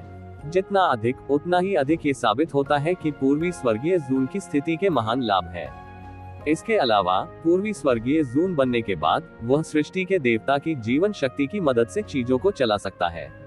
उसे आसानी से असफलताओं का सामना नहीं करना पड़ेगा और अभ्यास में उसकी यात्रा सहज होगी, जिससे बहुत लाभ होगा। निस्संदेह, यदि आप वास्तव में सफल होते हैं तो आपको बहुत अधिक जिम्मेदारी उठानी होगी, लेकिन यह उल्लेख करने योग्य नहीं है। ठीक है, मैंने तुम्हें ये बातें बता दी हैं। मुझे कुछ काम करना है। मैं तुमसे बाद में स्वर्गीय सभा में मिलूंगा। जब डोंगथियानजुन का काम खत्म हुआ तो पूरा आदमी उनके सामने गायब हो गया। हुज़ुन, ताओवादी दोस्तों को बधाई। ज़ान ज़ून ने अपने चेहरे पर मुस्कान के साथ कहा। अभी नहीं, इस समय मुझे बधाई देना जल्दबाजी होगी। येज़िवेन ने अपना हाथ लहराया और कहा, मेरे सफल होने के बाद फिर से बधाई। येज़िवेन बहुत खुश नहीं था, क्योंकि वह जानता था कि डोंगथियानजुन के समर्थन से उसके पास प्रतियोगिता में शामिल होने के लिए योग्यता और प्रवेश टिकट था, लेकिन अधिक लाभ प्राप्त करना असंभव था। मुझे डर है कि अन्य प्रतिस्पर्धियों के पास कोई साधारण पीढ़ी नहीं होगी, और जैसा कि डोंगथियानजुन ने कहा था, उस युग के युद्ध के मैदान पर अगला प्रदर्शन ही असली कुंजी है। ज़ान ज़ून, आप इस बार भी युद्ध के मैदान में जाएंगे? येज़िवेन ने रुककर कहा। ठीक है, सृष्टि के परमेश्वर की चीजों का ध्यान रखने के बाद मैं तुम्हारे साथ चलूंगा। ज़ान ज़ून ने सिर हिलाया और कहा, यह सराहनीय सेवा करने का एक अच्छा अवसर है। पिछले युग के कई स्वर्गीय स्वामी को मारकर न केवल भारी धन प्राप्त किया जा सकता है, बल्कि सृजन के देवता के लिए महान योगदान भी दिया जा सकता है और शाही दरबार से कई लाभ प्राप्त किए जा सकते हैं। उस समय दूसरे दायरे में कदम रखना केवल समय की बात है। उसने येज़िवेन पर नजर डाली। वास्तव में येज़िवेन ने उसे प्रेरित किया था, जिसने उसे ऐसा निर्णय लेने के लिए प्रेरित किया। वह बहुत लंबे समय तक युद्ध सम्राट रहा था और अपनी बढ़त खो चुका था। अब वह अपनी मूल बढ़त दोबारा हासिल करना चाहते हैं। केवल कठिन साधना से ही उसकी खेती में प्रगति हो सकती है, परंतु ये बहुत धीमी गति से होनी चाहिए। निरंतर हत्या और साहसिक कार्य के बाद ही उसकी खेती ये जीवेन की तरह छलांग और सीमा से निरंतर प्रगति कर सकती है। लेकिन मैं ये भी पूछना चाहता हूँ कि आप इस युग के युद्ध क्षेत्र के बारे में कितना जानते हैं? ये जीवेन ने पूछा। जान जून ने थोड़ा रुककर कहा, वास्तव में मैंने पहले इस युग के युद्ध क्षेत्र के बारे में केवल थोड़ा ही सुना था। मैं वास्तव में बहुत कुछ नहीं जानता। मैं केवल इतना जानता हूँ कि सृष्टि के भगवान ने युग के युद्ध क्षेत्र के लिए महान मानव और भौतिक संसाधनों को आवंटित किया है पिछले युग में जैविक छापों को रोकने के लिए, क्योंकि जहाँ तक हम जानते हैं सभी युगों में कोई सफल मिसाल नहीं रही है। क्या कोई सफल मिसाल है? ये जीवेन ने तुरंत अपनी आंखें चौड़ी कर ली। हालांकि वह नहीं जानता था कि प्राचीन युग कैसा था, लेकिन सृष्टि के ईश्वर के बारे में सोचते हुए वह कल्पना कर सकता था कि प्राचीन युग कितना शक्तिशाली था और लोगों ने उस पर सफलतापूर्वक पलटवार किया था। बदले में कबूतर ने मैगपाई के घोंसले पर कब्जा कर लिया, जो बिल्कुल अकल्पनीय चमत्कार है। नए युग में जन्मे प्राणियों का जन्म स्वर्ग के नियमों के अनुसार हुआ। ये कहा जा सकता है कि उन्होंने समय, स्थान और लोगों की सभी अनुकूल परिस्थितियों पर कब्जा कर लिया। वहां बड़ी संख्या में प्रतिभाएं थी। विशेषज्ञ क्रूसियन काप की तरह नदी और गंगा की रेत को पार कर रहे थे, और जिन्होंने स्वर्ग और पृथ्वी के महान पतन के युग का अनुभव किया। यह एक जोरदार प्रहार होना चाहिए, और कुछ में से केवल कुछ ही बच सकते हैं। फिर भी अभी भी जवाबी हमला किया जा रहा है, यहाँ तक कि ये जीवेन को भी नहीं पता कि क्या कहना है। हाँ, सफल मिसालें हैं। जब मैंने डेटा के बारे में पूछताछ की तो मैंने रिकॉर्ड देखे। मुझे भी अविश्वसनीय लगा, लेकिन ऐसा अस्तित्व है। जवाबी हमला सफल होता है और फिर एक या दो के वित्तीय और भौतिक संसाधनों को अवशोषित करता है मेरे अपने उपयोग के लिए युग। ये युग युद्ध के मैदान पर सबसे भयानक अस्तित्व है। जान जून ने सिर हिलाया। हालांकि इन युगों पर हमला करना आसान नहीं होगा।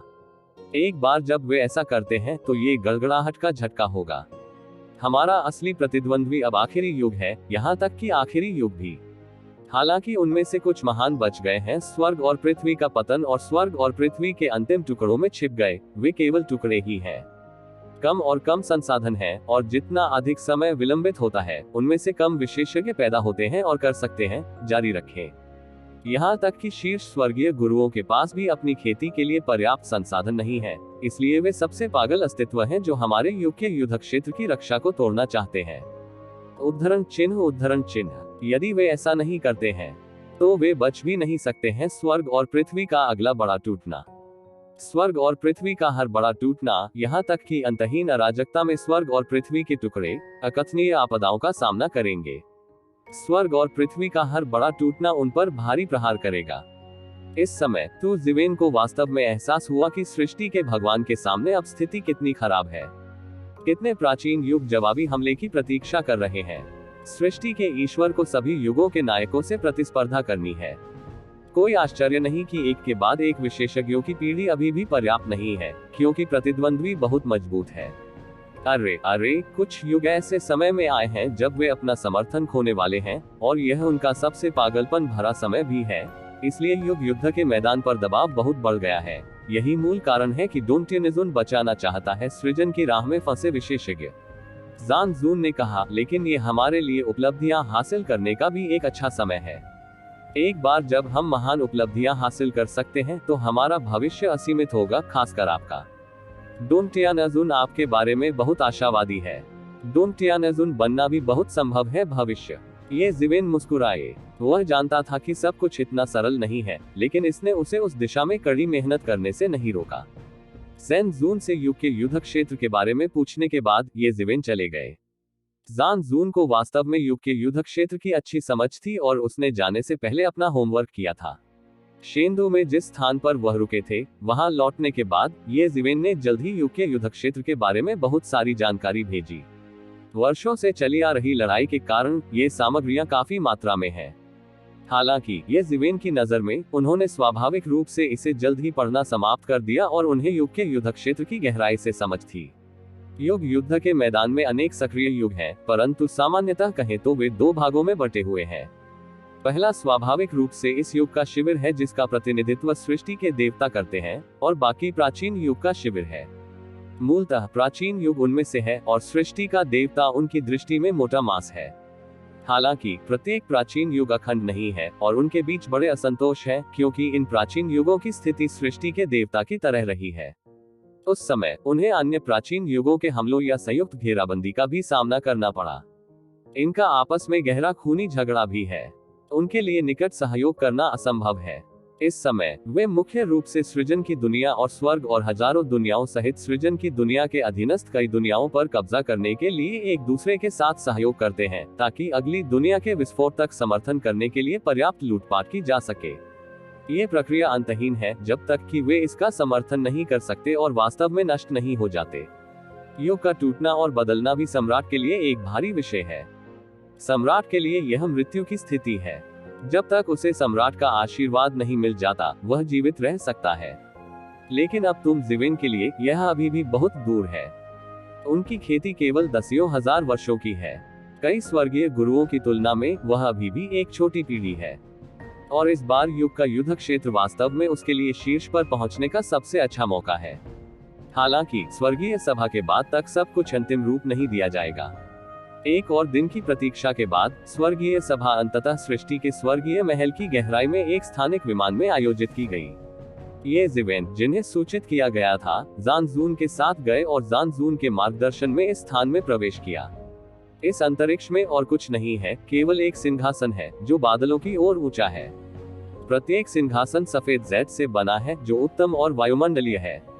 प्रत्येक सिंहासन पर प्रत्येक भगवान का नाम अंकित है और यह सृष्टि के भगवान द्वारा आयोजित स्वर्ग पूजा सम्मेलन का स्थान है। सम्मेलन में भाग लेने वाले कई मशहूर लोग आ चुके हैं, लेकिन सभी ने अपनी सीटें नहीं ली हैं। बहुत से लोग अभी भी अतीत के बारे में बात कर रहे हैं। ये उत्सव पूरे वर्ष बंद रहते हैं। एक बार अनगिनत वर्षों तक बंद रहने के बाद एक दूसरे से मिलना मुश्किल हो जाता है। विशेष रूप से कुछ को अलग अलग क्षेत्रों द्वारा अलग किया जाता है। हालांकि दूरी वास्तव में उनके लिए कुछ भी नहीं है, लेकिन जब तक वे जानबूझकर यात्रा नहीं करना चाहते, उन्हें सप्ताह के दिनों में मिलने का लगभग कोई मौका नहीं मिलता है। इसलिए ऐसा मौका मिलना दुर्लभ है। स्वाभाविक रूप से वे आसानी से जाने नहीं देंगे। जैसे ही ये जीवेन और उनके सहयोगी सर्वोच्च सभा में पहुंचे, चांदी के बाल और शॉल ओढ़े एक सुंदर युवक आगे बढ़ा।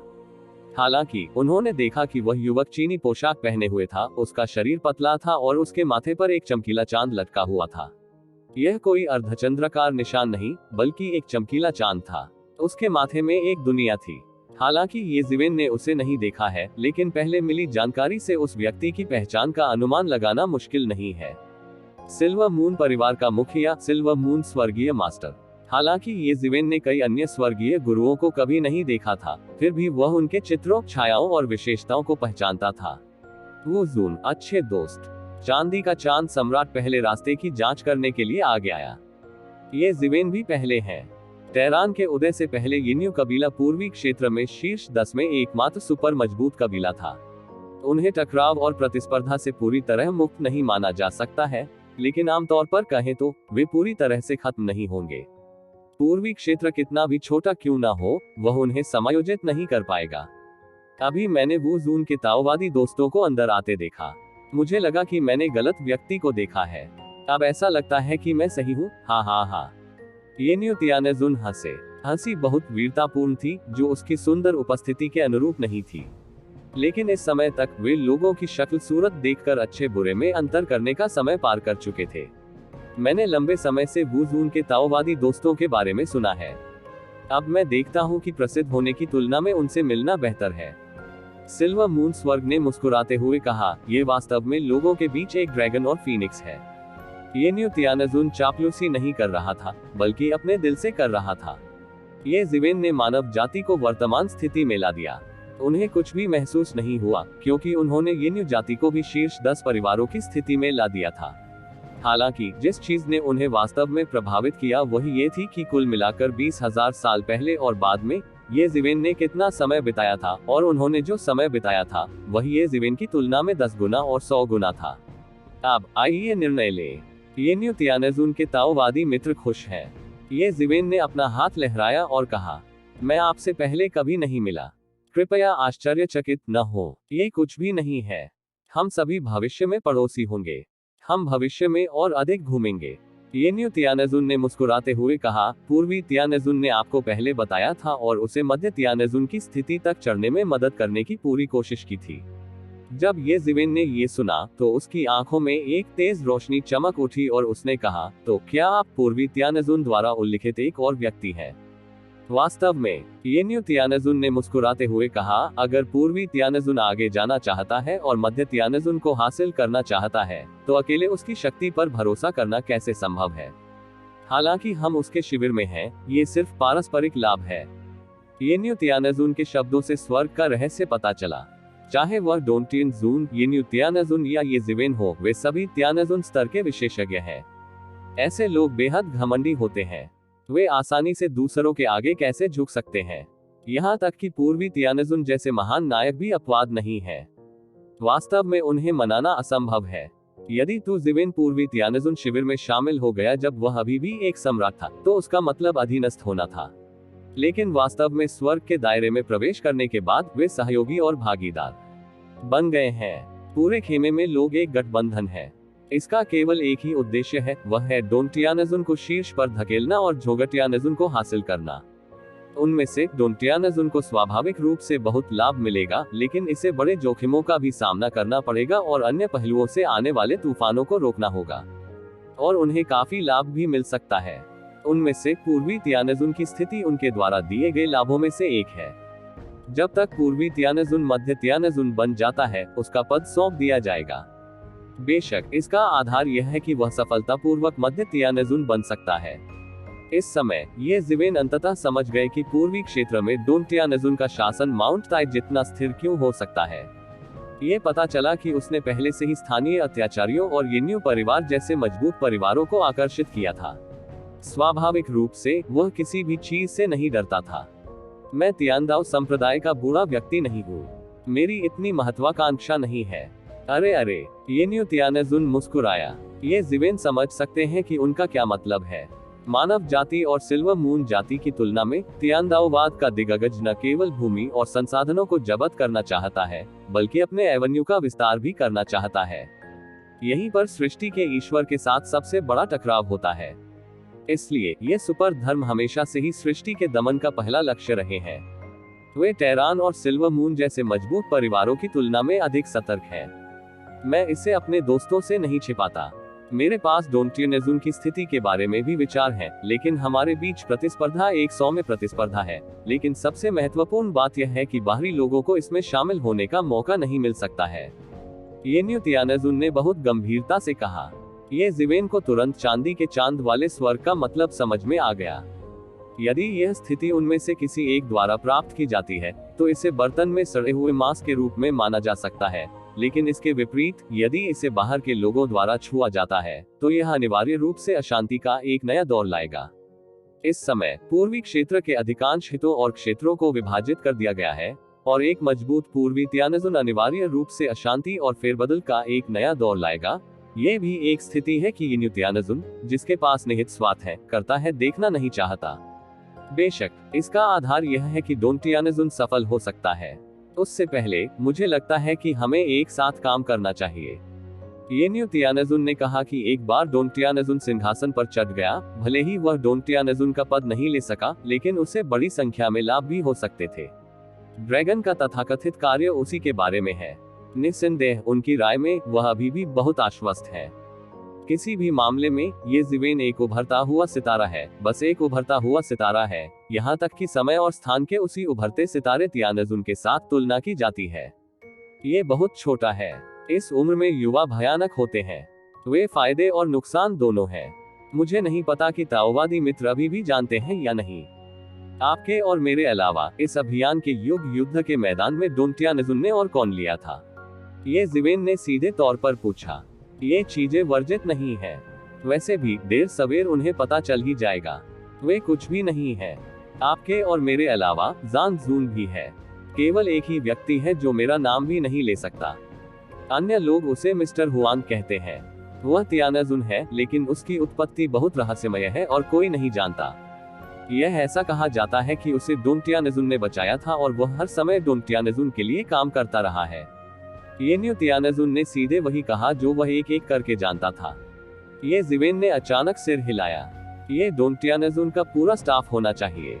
जहां तक तियानदाओ संप्रदाय के नेता की बात है, उसे इस श्रेणी में नहीं होना चाहिए। इसके अलावा 3 हैं तियानजुन।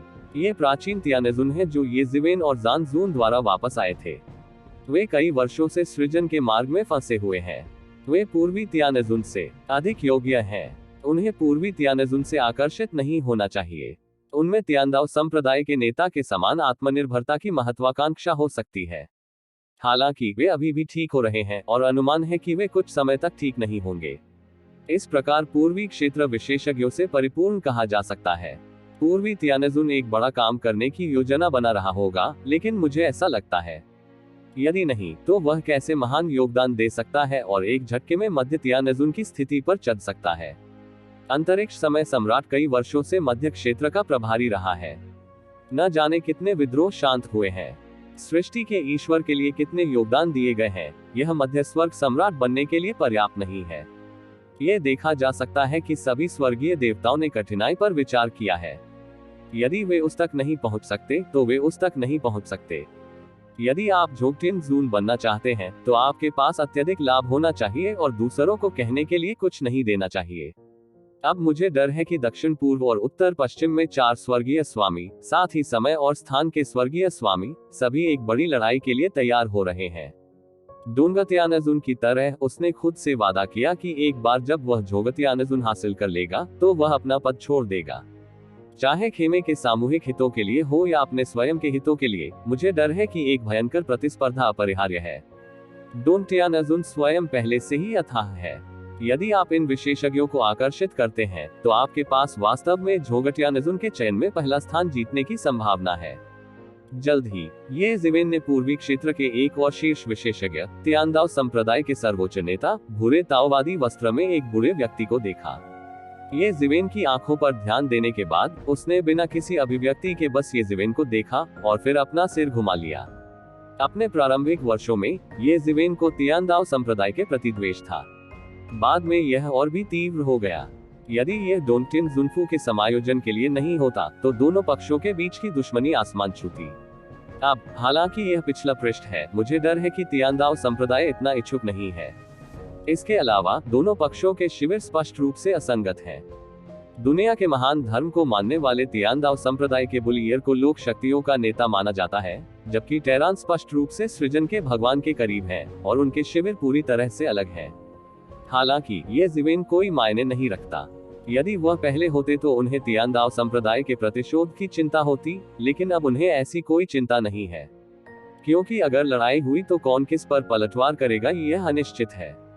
कुछ ही दूरी पर एक आकृति सामने आई। वह लाल था, ज्वाला की तरह। उनका पूरा शरीर कांति छोड़ रहा था।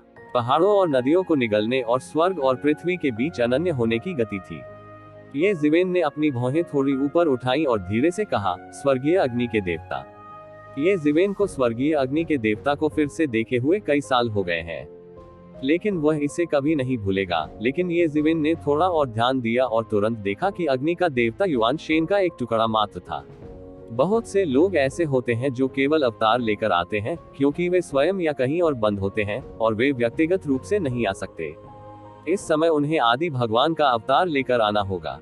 युआन भगवान के अवतार के आने और बुद्ध के आने के बीच कोई अंतर नहीं है। ये जिवेन का मूल रूप से हत्या करने का इरादा था, लेकिन अंततः उसने खुद को रोक लिया। स्निपिंग एक अलग शरीर मात्र है जिसका कोई उपयोग नहीं है।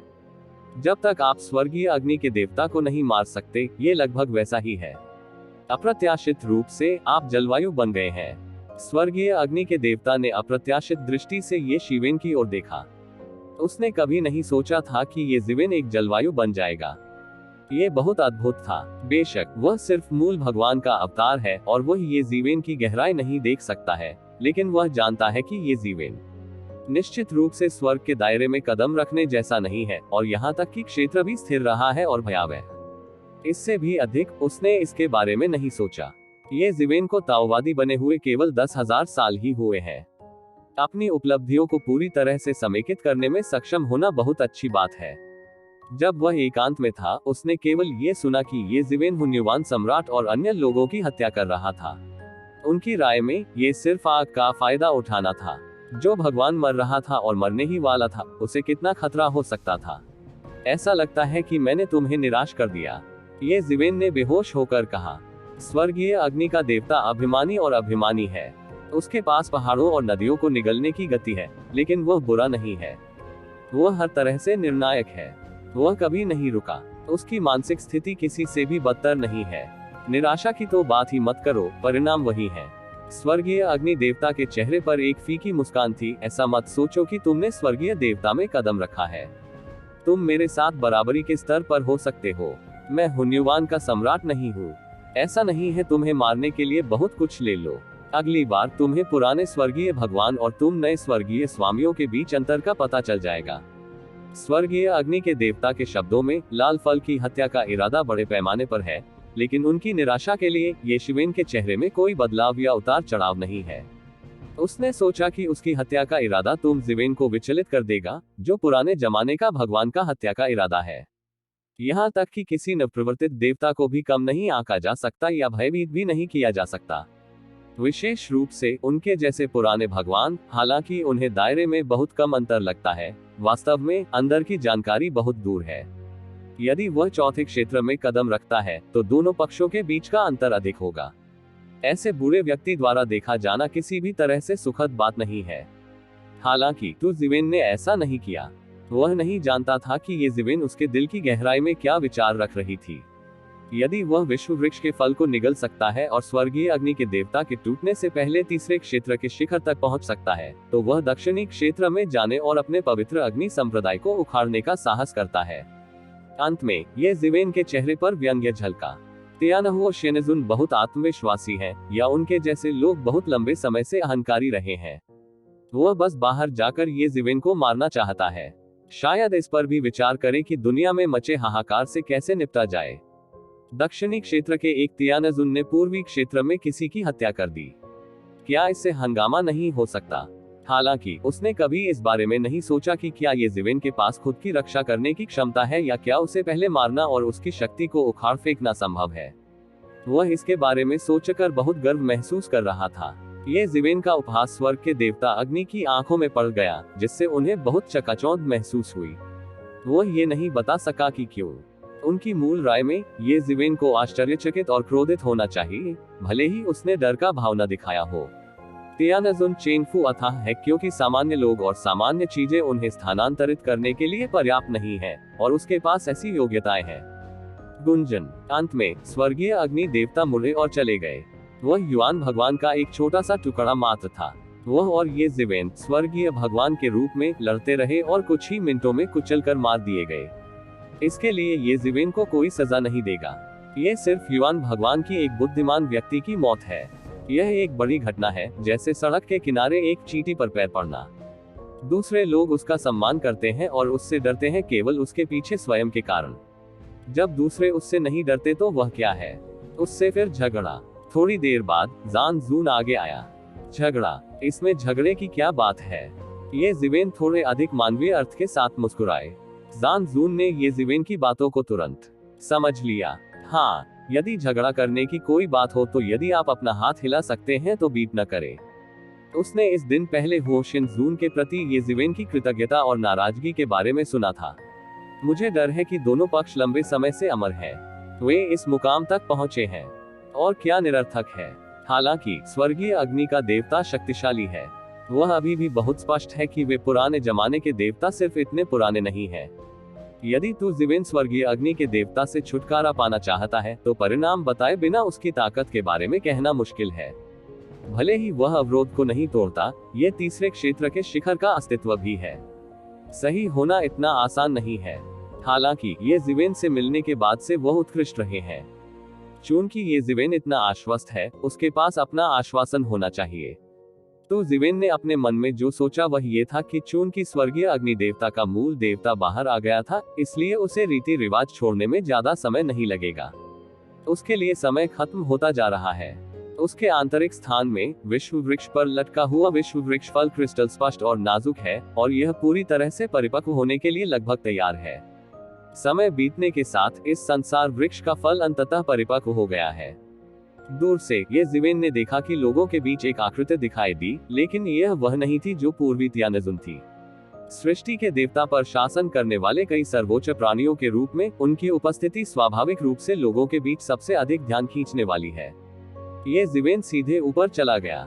डोन तियानजुन ने भी ये जिवेन की हरकत को देखा और नहीं हिला। हालांकि वह अपने दिल में थोड़ा अजीब था। तुम जिवेन क्या करना चाहते थे? अचानक उसे ये जिवेन की आवाज मिली और उसने भौहें चढ़ा दी। जाहिर है ये जिवेन नहीं चाहते थे कि दूसरे लोग उनका संवाद सुने। वो जून, कृपया मुझे बताएं कि क्या हो रहा है। डोन तियानजुन ने धीरे से कहा, मैं पूर्वी तियानजुन से पूछना चाहता हूँ। भाग्य के देवता तियानजुन को निजी तौर पर लड़ने से मना करते हैं। क्या इसका मतलब यह है कि निजी कृतज्ञता और नाराजगी को हल नहीं किया जा सकता है? ये जिवेन ने पूछा। ये ठीक है, लेकिन आपको किन शिकायतों से निपटना होगा? डोन तियानजुन तुरंत ये जिवेन के शब्दों के अर्थ से अवगत हो गया। मैं अग्नि के देवता को मारना चाहता हूँ, ये जिवेन ने कहा। डोन तियानजुन अंततः थोड़ा बदल गया, क्योंकि उसने ये जिवेन का बयान सुना कि वह तियानहुओं के बजाय तियानहुओं को मारना चाहता था। अंतर बहुत बड़ा है।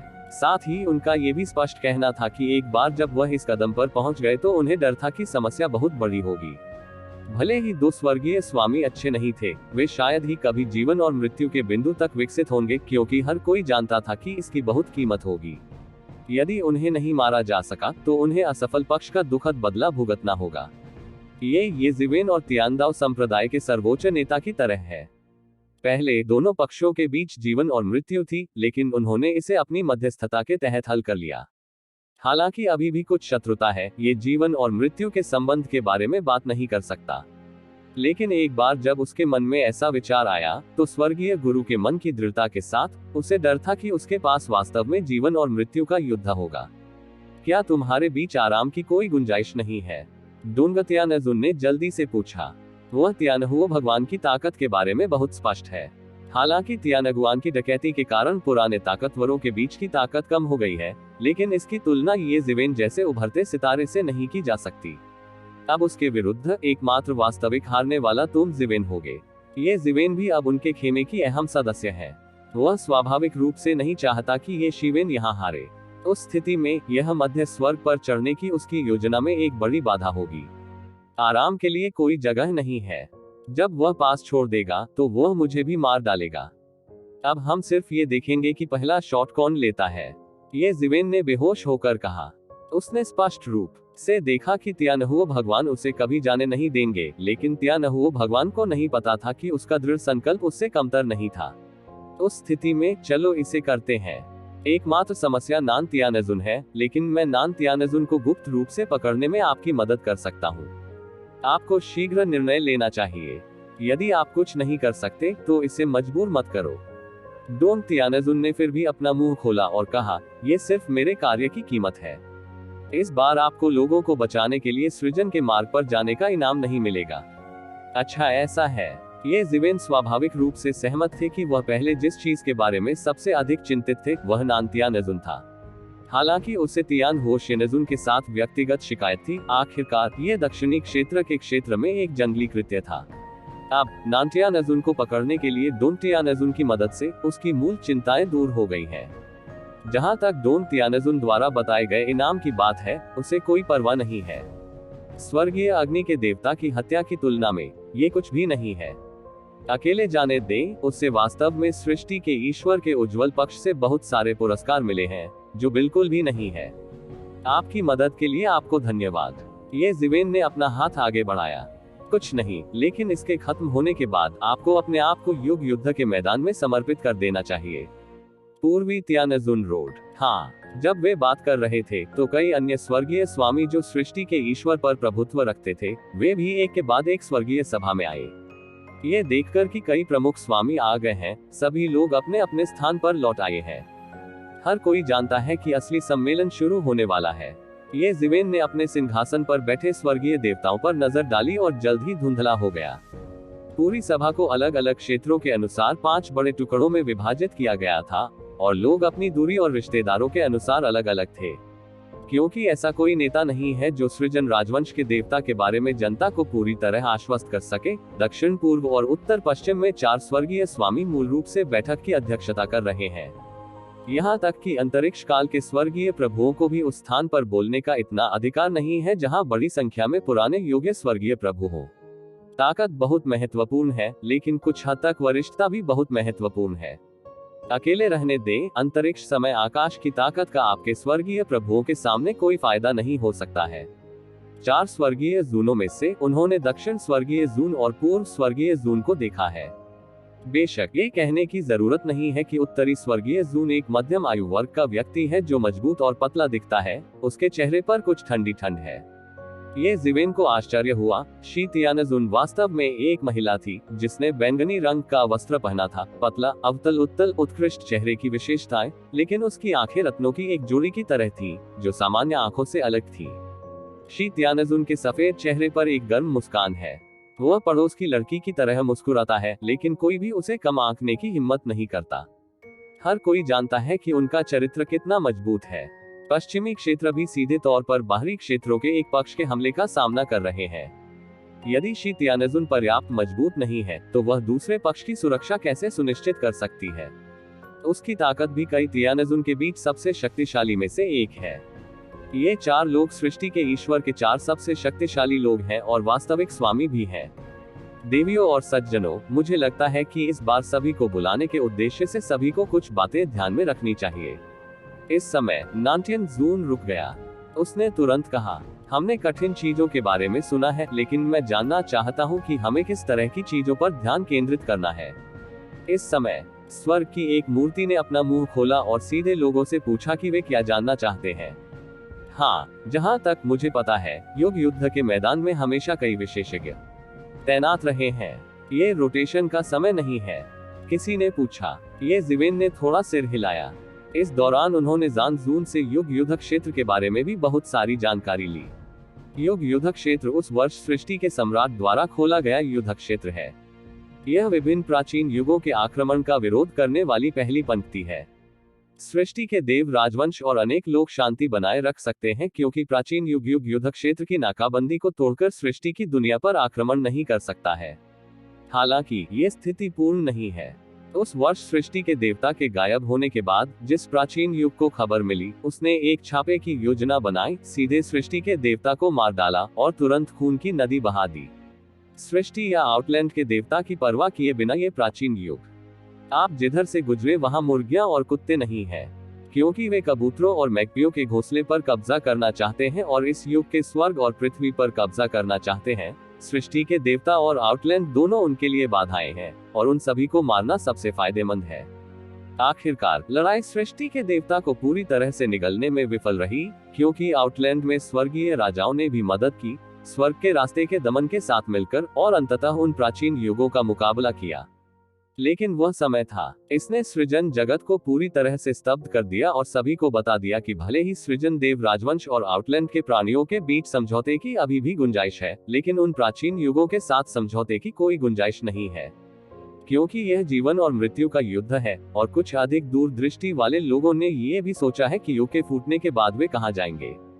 इस समय जितनी मजबूत ताकत जमा होगी, स्वर्ग और पृथ्वी के पतन से बचने की संभावना उतनी ही अधिक होगी। हालांकि उन आउटलैंड प्राणियों में प्राचीन युग का खून है। हालांकि वे यह नहीं सोचेंगे कि वे एक हैं, विशेष रूप से वे स्वर्गीय स्वामी, जिन्होंने मूल रूप से पिछले युग के रास्ते को काट दिया है और वर्तमान युग को गले लगाने और एकीकृत करने का विकल्प चुना है। उनके लिए एक ही खून के हमवतन भी जीवन और मृत्यु के दुश्मन है। यही कारण है कि पूर्वी स्वर्गीय जून ने कहा कि उन आउटलैंड प्राणियों की परेशानी के बारे में चिंता करने की कोई जरूरत नहीं है। जब तक वे भी कब्जा नहीं करना चाहेंगे, ये बिल्कुल असंभव है। भले ही कुछ लोगों के विचार कुछ भिन्न हो, कुल मिलाकर सृजन जगत इस मुद्दे पर अपेक्षाकृत सुसंगत है। उसके बाद युद्ध क्षेत्र रोटेशन प्रणाली की स्थापना की गई। हर लंबे समय में स्वर्गीय देवताओं का एक समूह घूमता रहेगा, अन्यथा कोई भी युद्ध के मैदान में हमेशा के लिए रहने को तैयार नहीं होगा। सृष्टि जगत के लिए जीवन और मृत्यु से गुजरने वालों के लिए एक सीमा होनी चाहिए, और अब डिफेंस बदलने का समय नहीं है। क्या किस शहर की रक्षा पंक्ति में कोई संकट है? किसी ने पूछा। युग के युद्ध के मैदान में सृजन का देवता पूरे युग के युद्ध के मैदान को अवरुद्ध करने के लिए एक लाइन बनाने के लिए 10 विशाल शहरों पर निर्भर करता है, ताकि प्राचीन युग के शक्तिशाली लोग इसमें सेंध न लगा सके। भले ही कुछ ताकतवर लोग कभी कभार घुस आते हैं, लेकिन वे सृष्टि के ईश्वर में प्रवेश करने की हिम्मत नहीं करते। मजाक करते हुए कहते हैं, रचना जगत की स्थानीय भूमि में बड़ी संख्या में अच्छे खिलाड़ी हैं। यदि प्राचीन युग के विशेषज्ञ इसमें आने का साहस करते हैं, तो ये खुद को मारने का तरीका है। उससे भी बदतर, डोंग तियानेजुन उठे, भीड़ की ओर देखा और कहा, चंद्रमा शहर गिर गया है। इसमें से कोई भी तियानेजुन बच नहीं पाया है। डोंग तियानेजुन के शब्दों ने तुरंत सभी का ध्यान आकर्षित किया और हर कोई प्रतिष्ठित दिख रहा था। डोंग तियानेजुन ने जो कहा उसका मतलब हर कोई समझ गया। सृष्टि के देवता के युग युद्ध क्षेत्र और प्राचीन युग के बीच शक्ति का संतुलन 10 विशाल शहरों पर आधारित है, जिनकी व्यवस्था सृष्टि के देवता ने उस वर्ष की थी। 10 शहरों का नाम स्वर्ग, पृथ्वी, पीला, ब्रह्मांड, बाढ़, अकाल, सूर्य और चंद्रमा के नाम पर रखा गया है, जो पूरी रक्षा पंक्ति का समर्थन करने का केंद्र बिंदु भी है। प्रत्येक विशाल नगर के पीछे एक बड़ी रक्षा पंक्ति का अस्तित्व है। अब ये गिर गया है, जिसका मतलब है कि पूरे युग के युद्ध क्षेत्र की रक्षा पंक्ति में भारी खामियां हैं। इस अंतर को एक झटके में पूरी रक्षा पंक्ति में समेटने के लिए प्राचीन युग द्वारा भी इसे जब्त किया जा सकता है। एक बार जब पूरी रक्षा पंक्ति ध्वस्त हो गई, तो परिणाम अकल्पनीय होंगे। मुझे डर है कि इसका प्रभाव संपूर्ण सृष्टि जगत पर पड़ेगा, उस समय से भी अधिक। ये सोचते ही सभी में हड़कंप मच गया। स्थिति सचमुच बहुत खराब थी। इसमें कोई आश्चर्य नहीं कि सृष्टि के ईश्वर के कई स्वामी उन्हें बुलाना चाहते थे। चंद्रमा शहर के पतन के कारण हमें युग युद्ध क्षेत्र से सहायता अनुरोध की जानकारी भी प्राप्त हुई। प्रारंभिक चर्चा के बाद हम में से कई लोगों ने चंद्र शहर को पुनर्प्राप्त करने की योजना तैयार की, जो हमारी संपूर्ण रक्षा पंक्ति के मुख्य बिंदुओं में से एक है। हमें इसे नहीं खोना चाहिए। एक बार हार जाने पर हमारी रक्षा पंक्ति दुश्मन द्वारा फाड़ दी जाएगी। हम ऐसे परिणाम कभी नहीं सहन कर सकते हैं। उत्तरी स्वर्गीय जून ने मोटी आवाज और बड़ी गरिमा के साथ कहा। उपस्थित सभी लोग स्मार्ट लोग हैं, यहाँ तक कि सभी जीवित प्राणियों में सर्वश्रेष्ठ भी। वे सभी जानते हैं कि शक्ति टकराव के ऐसे स्तर में साजिश का कोई फायदा नहीं होता है। स्पष्ट रूप से कहें तो यह अभी भी व्यापक ताकत की टक्कर पर निर्भर करता है। हमें मिली जानकारी के अनुसार अब चंद्रमा शहर प्राचीन युग का आधार शिविर बन गया है। उनके विशेषज्ञ और सैनिक लगातार वहां जुटे हुए हैं और वे अभी भी सृष्टि के देवता द्वारा छोड़े गए बड़े सरनी की मरम्मत करने की कोशिश कर रहे हैं, ताकि चांद के शहर को सबसे मजबूत गढ़ बनाने के लिए। इस समय शी तियानेजुन ने आखिरकार बात की और उसके चेहरे पर मुस्कान पूरी तरह से संयमित थी। उसकी आवाज चांदी की घंटी की तरह लग रही थी, लेकिन उसके शब्द मधुर और शक्तिशाली थे। एक बार जब वे सफल हो गए, तो हमारे लिए चंद्रमा के शहर को फिर से हासिल करना बहुत मुश्किल होगा, जैसा कि आप कल्पना कर सकते हैं। इसलिए हमें उन्हें मजबूत पैर जमाने से पहले ही बाहर निकालना होगा। ऐसा करने के लिए उन लोगों पर भरोसा करना पर्याप्त नहीं है, अकेले युग युद्ध के मैदान पर। इसलिए उन्होंने हमसे मदद मांगी।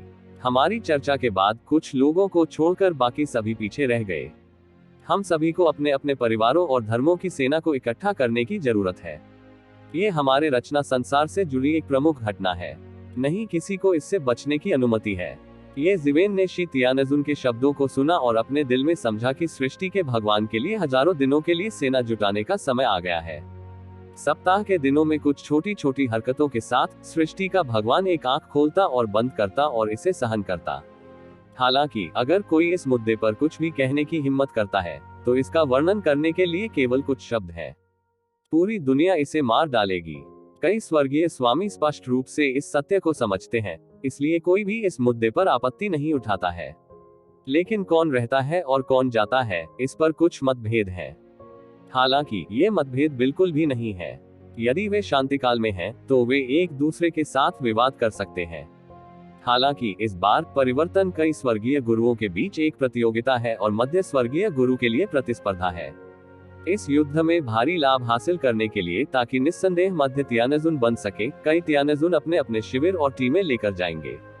यहाँ तक कि स्पेटियोटेम्पोरल तियानेजुन भी कई सहयोगियों के साथ युग युद्ध के मैदान में जाएगा। न केवल दक्षिण पूर्व और उत्तर पश्चिम में 4 तियानेजुन, बल्कि स्पेटियोटेम्पोरल तियानेजुन भी मध्य तियानेजुन की स्थिति के बारे में बहुत महत्वाकांक्षी है। तो जिवेन के लिए ऐसे अवसर के माध्यम से हम प्रमुख स्वर्गीय प्रभुओं की वंशावली टीम को स्पष्ट रूप से देख सकते हैं, और कौन सी पार्टी सृजन के भगवान के करीब है और कौन एक नजर में अधिक स्वतंत्र पार्टी है। इस दृश्य के अंत में उन्हें समझ में आया कि क्यों तियांदाओ संप्रदाय दुनिया में सबसे बड़े धर्म के रूप में जाना जाता है और दुनिया में अग्रणी धर्म है। यह अभी भी सृजन के ईश्वर से अभिभूत है, क्योंकि सृष्टि के ईश्वर की जन्मभूमि में कमोबेश कई शक्तिशाली परिवार और महान धर्म हैं जो सृष्टि के ईश्वर के करीब हैं, जिससे सृष्टि के ईश्वर की ताकत कुचलने वाले स्तर तक पहुंच जाती है। एक मील दूर रहो। दृश्य के विभाजन से ये देखा जा सकता है कि कुछ षड्यंत्रकारियों के तथाकथित सौभाग्यशाली दिव्य राजवंश ने भाग्य की दुनिया पर नियंत्रण खो दिया है, जो कि केवल एकात्मक धार्मिक अनुमान है। जब तक ये स्वर्गीय स्वामी मर नहीं जाते, तब तक इस स्थान पर सृष्टि के देवता का नियंत्रण कमजोर नहीं होगा। हालांकि ये शिवेन ने ये भी पाया कि इस कार्रवाई में जिन्हें पिछली बार बचाया गया था, उन्हें मूल रूप से बाहर रखा गया था। उच्च लगने वाले बहाने के अलावा कि उनकी ताकत बहाल नहीं हुई है, सबसे महत्वपूर्ण बात यह है कि यह कार्रवाई कई सुपर नेताओं के बीच एक संवाद है जो जोंगटियन जून में रुचि रखते हैं। कोई भी इसमें शामिल नहीं होना चाहता और इस दिन का बड़ा श्रेय नहीं लेना चाहता, इसलिए उन स्वर्गीय प्रभुओं को बाहर रखा गया। और वे स्वर्गीय स्वामी चाहें तो आपत्ति नहीं कर सकते, क्योंकि यह वास्तव में एक वास्तविकता है। यदि उनकी शक्ति समाप्त नहीं हुई है तो वे क्या कर सकते हैं, और युग युद्ध के मैदान की स्थिति इतनी भी खराब नहीं है कि इन लोगों को एक साथ चलने की आवश्यकता पड़े। इसके अलावा सृष्टि के ईश्वर में भी कोई तैनात होना चाहिए, अन्यथा कोई नहीं जानता कि आउटलैंड में वे लोग क्या करेंगे। यह आवश्यक नहीं है कि उन प्राचीन युगों को सृष्टि की दुनिया पर कब्जा करने में मदद मिले। बस क्षेत्र का विस्तार ही सृजन के देवता के लिए एक घड़ा पीने के लिए पर्याप्त है। इसलिए हालांकि हम आमतौर पर निश्चिंत हो सकते हैं, लेकिन हम इससे बचने में मदद नहीं कर सकते। इसके अलावा वे कई वर्षों से फंसे हुए हैं। न केवल उनकी ताकत बहुत पीछे हट गई है, बल्कि जिन जातीय समूहों और महान धर्मों पर वे भरोसा कर सकते थे, वे भी उतने प्रतिभाशाली नहीं हैं जितने तब थे जब वे चले गए थे। इस समय वे केवल उठने के अवसर के लिए निष्क्रिय रह सकते हैं। इन कार्यों के अलावा प्रत्येक तियानजुन जो युग युद्ध के मैदान में जाना चाहता है, उसे पूरी सेना के साथ जाना होगा। शहरों और जमीन पर हमला करने वाले अकेले उन पर भरोसा नहीं कर सकते। ये जिवेन ने इसके बारे में सोचा और यह सच भी है। अब टेहरान की विदेशी रणनीति पर्याप्त नहीं हो सकती है, लेकिन ये सिर्फ दृढ़ है, लेकिन ये सोने के सूख की तरह ठोस है। तलवार के सम्मान के अस्तित्व में बाहरी लोगों के लिए सफल होना लगभग असंभव है। इस समय कुलीन सेना को प्रशिक्षण के लिए युग युद्ध के मैदान में स्थानांतरित करने का समय आ गया है। जब तक आप सावधान रहेंगे और पूरी सेना को नष्ट नहीं होने देंगे, तब तक इस यात्रा में कोई नुकसान नहीं होगा, बल्कि यह सेना के लिए धार बढ़ाने वाला पत्थर बन जाएगा। युग युद्ध क्षेत्र अब तक का सबसे दुखद युद्ध क्षेत्र है। इसकी दुखद सीमा आउटलैंड्स के साथ लड़ाई से कई गुना अधिक दुखद है। लेकिन ऐसी जगह भी ऐसी जगह होती है जहां लोग सबसे ज्यादा अनुशासित होते हैं। गहन चर्चा के बाद आखिरकार 1 साल बाद सेना को बाहर जाने के लिए तैयार किया गया और आप स्वर्गीय स्वामी वापस लौट आए। आने के लिए बड़ी सेना भेजने में भी समय लगता है। 1 वर्ष बाद वे सृष्टि के भगवान के शहर में आते हैं और फिर इसे सृजन के भगवान के शहर में संचरण सरणी के माध्यम से युग युद्ध के मैदान में संचारित करते हैं। यदि वे अराजकता को पार करना चाहते हैं तो यह सम्राट के लिए आसान नहीं है। उन सम्राटों और सेनाओं की तो बात ही छोड़ दे, वे गलती से अपने सभी सैनिक खो देते हैं। इस समय ये जिवेन चर्चा सुनने के लिए विचलित थे। समय समय पर उन्होंने कुछ चीजों को लेकर अपने सवाल भी उठाए। दूसरी ओर वह विश्व वृक्ष के फल को देखता रहा। अंत में जब उसने पूर्वी तियानजुन की घोषणा सुनी कि बैठक समाप्त हो गई है, तो विश्व वृक्ष का वह फल परिपक्व हो गया। अंततः परिपक्व। ये जिवेन मुस्कुराया। न केवल विश्व वृक्ष और फल पक चुके हैं, बल्कि अग्नि के देवता पर प्रहार करने का भी समय आ गया है। ये जिवेन ने आसानी से दुनिया के पेड़ों और फलों को अपने बैग में डाल लिया और फिर सभी स्वर्गीय भगवानों के साथ सृष्टि के भगवान की राजधानी छोड़ दी। जल्द ही वह बुजो के पवित्र पर्वत पर लौट आया और उसने तुरंत मानव जाति के सभी उच्च स्तरीय सम्राटों को बुलाया। उन्हें सृष्टि के ईश्वर की ओर से लामबंदी आदेश की घोषणा की गई थी। वे अभी भी युग के युद्ध क्षेत्र और अन्य चीजों के बारे में थोड़ा हैरान हैं, सिवाय इसके कि फैंगली, जो लंबे समय से रह रहे हैं, ने दूर आकाश में इसके बारे में सुना है। वहां एक विशाल और भयानक युद्ध क्षेत्र है जिसके बारे में किसी ने भी नहीं सुना है। अंतिम रक्षा परिवर्तन बहुत समय पहले हुआ था। उन्हें युग युद्ध क्षेत्र का ज्ञान नहीं था। इससे भी अधिक टेहरान में स्वर्ग का अस्तित्व नहीं था, इसलिए युग युद्ध क्षेत्र उनके लिए बहुत महत्वपूर्ण था। ये बहुत बड़ा रहस्य है। लोगों ने अचानक सुना कि सृष्टि के देवता में आउटलैंड्स के साथ युद्ध के मैदान के अलावा प्राचीन युग के साथ युद्ध का मैदान भी था। वे सभी अविश्वसनीय महसूस कर रहे थे। यह उनकी समझ से परे है, विशेषकर स्वर्ग और पृथ्वी के पतन के बारे में, जो उनके लिए और भी अविश्वसनीय है। उनके लिए स्वर्ग और पृथ्वी अनंत है, इस कारण वे भी सदैव जीवित रहते हैं। अब वे जानते हैं कि तथाकथित अनंत काल कभी कभी समाप्त हो जाता है, और यह हमेशा के लिए नहीं रह सकता। विशेष रूप से मैंने सुना है कि स्वर्ग और पृथ्वी के पतन की स्थिति में सम्राट बड़ी संख्या में गिरेंगे। सम्राट के अधीन मृत्यु की लगभग 100% निश्चितता होती है, जब तक कि उसे ईश्वर का संरक्षण न मिल सके। केवल इस तरह से वे स्वर्ग और पृथ्वी के महान विनाश से बच सकते हैं। और अब इसके बारे में सोचें, वे भी बहुत भाग्यशाली महसूस करते हैं, क्योंकि टेरांस के बीच टू जीवेन को ऐसे भगवान द्वारा संरक्षित किया गया है, इसलिए वे ये जीवेन की सुरक्षा प्राप्त कर सकते हैं। स्वर्ग और पृथ्वी के महाविनाश के अनगिनत वर्षों के बाद भी वे स्वर्ग और पृथ्वी के महाविनाश में मरने की चिंता किए बिना जीवित रह सकते हैं। गुरुजी, चूंकि युग का युद्ध क्षेत्र इतना खतरनाक है, अगर हम जाएंगे तो क्या कोई बड़ा खतरा होगा? बियान शियाओयू ने कहा कि इस समय वह पहले से ही दिव्य दरबार के भगवान थे। समस्याओं के बारे में सोचने के कई तरीके आम लोगों से काफी अलग थे। इस समय ये सृजन जगत के लिए भी एक बड़ा संकट है, लेकिन टेरान को इससे क्या मिल सकता है? कुछ खतरे होंगे। हालांकि मैं युग युद्ध के मैदान के बारे में ज्यादा नहीं जानता, क्योंकि चंद्रमा शहर में से एक है मूल अविनाशी 10 पवित्र शहर गिर गए हैं। उन प्राचीन युगों ने आने के लिए सेना भेजी होगी, लेकिन मेरी राय में यह मेरे लोगों को सम्मानित करने के लिए एक धारदार पत्थर भी है। ये जीवेन ने अपनी पीठ पर खड़े होकर आत्मविश्वास से कहा, अगर कोई जातीय समूह ऑप्टिमस प्राइम का अस्तित्व बनना चाहता है, तो वह सिर्फ अपनी पीठ के पीछे सस्ता नहीं उठा सकता। उसे वह जिम्मेदारी भी उठानी होगी जो उसे उठानी चाहिए। चूंकि हमारी टेरान पूर्वी क्षेत्र में एक बड़ा जातीय समूह बन गया है, प्राचीन युग को निष्कासित करने की लड़ाई अपरिहार्य है। ये जीवेन की योजना में टेरान को न केवल एक सामान्य जातीय समूह होना चाहिए, बल्कि यदि आप दुनिया के स्तंभों की तरह एक सुपर जातीय समूह बनना चाहते हैं, तो आप युद्ध से बच नहीं सकते। सस्ता मूल्य लेकर दुनिया में कोई भी सर्वोच्च नहीं बन सकता। ये व्यक्तिगत व्यवहार और जातीय विकास में सत्य है। जब स्वर्ग और दुनिया तियानजू के हाथों में पड़ने वाली थी, तो टेरान ने खड़े होकर अन्य जातीय समूहों के साथ गठबंधन बनाया और गठबंधन की रीढ़ बन गया। युद्ध के बाद सुपर मजबूत टेरान की स्थिति दान से नहीं, बल्कि अपने ही चाकू और एक गोली से प्राप्त हुई थी।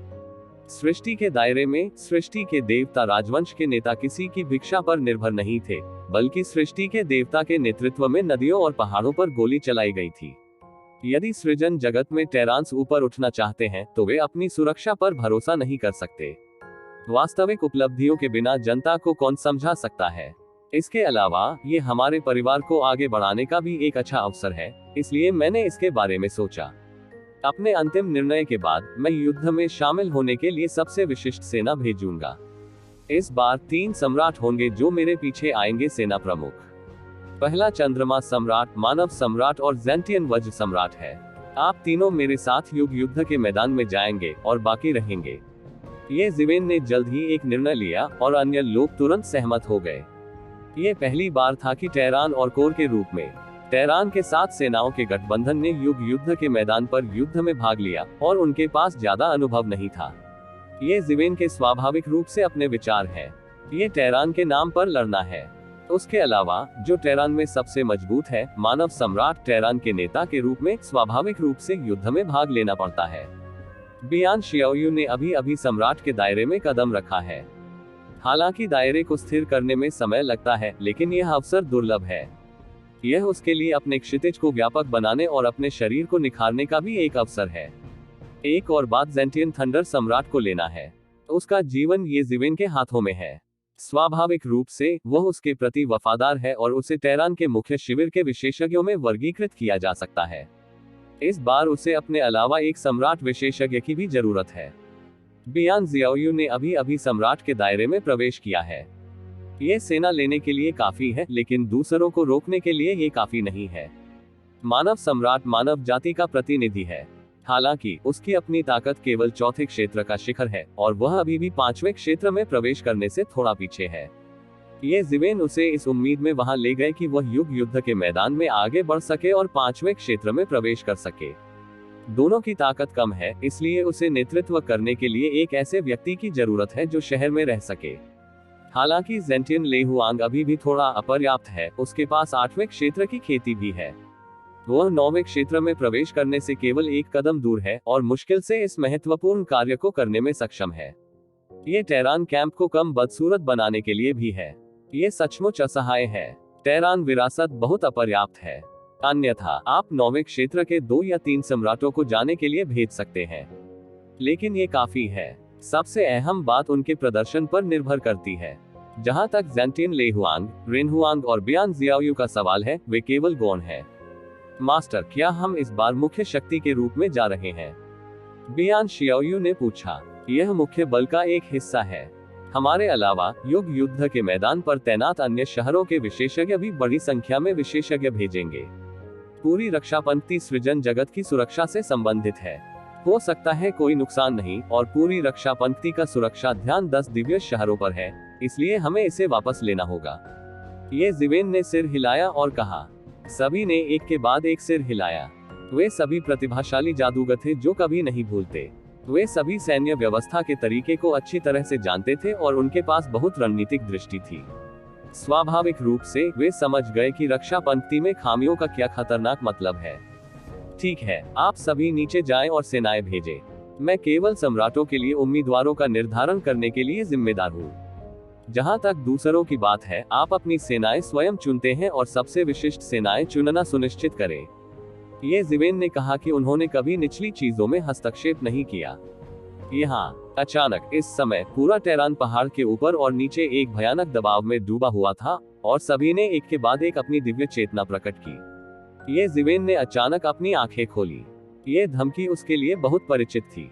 यह कोई और नहीं था, यह स्वर्ग का देवता अग्नि था। वह अचानक उठ खड़ा हुआ, क्योंकि उसने सबसे खराब स्थिति के बारे में सोचा था। क्या स्वर्गीय अग्नि के देवता ने बाधा तोड़ दी है? यदि हाँ, तो ये सचमुच सबसे बुरी खबर है जो उसने सुनी है, क्योंकि वह पहले शुरू करने के लिए तैयार होने तक इंतजार करने वाला था, लेकिन उसने इस मौके का इंतजार नहीं किया। सम्राट आ रहे हैं।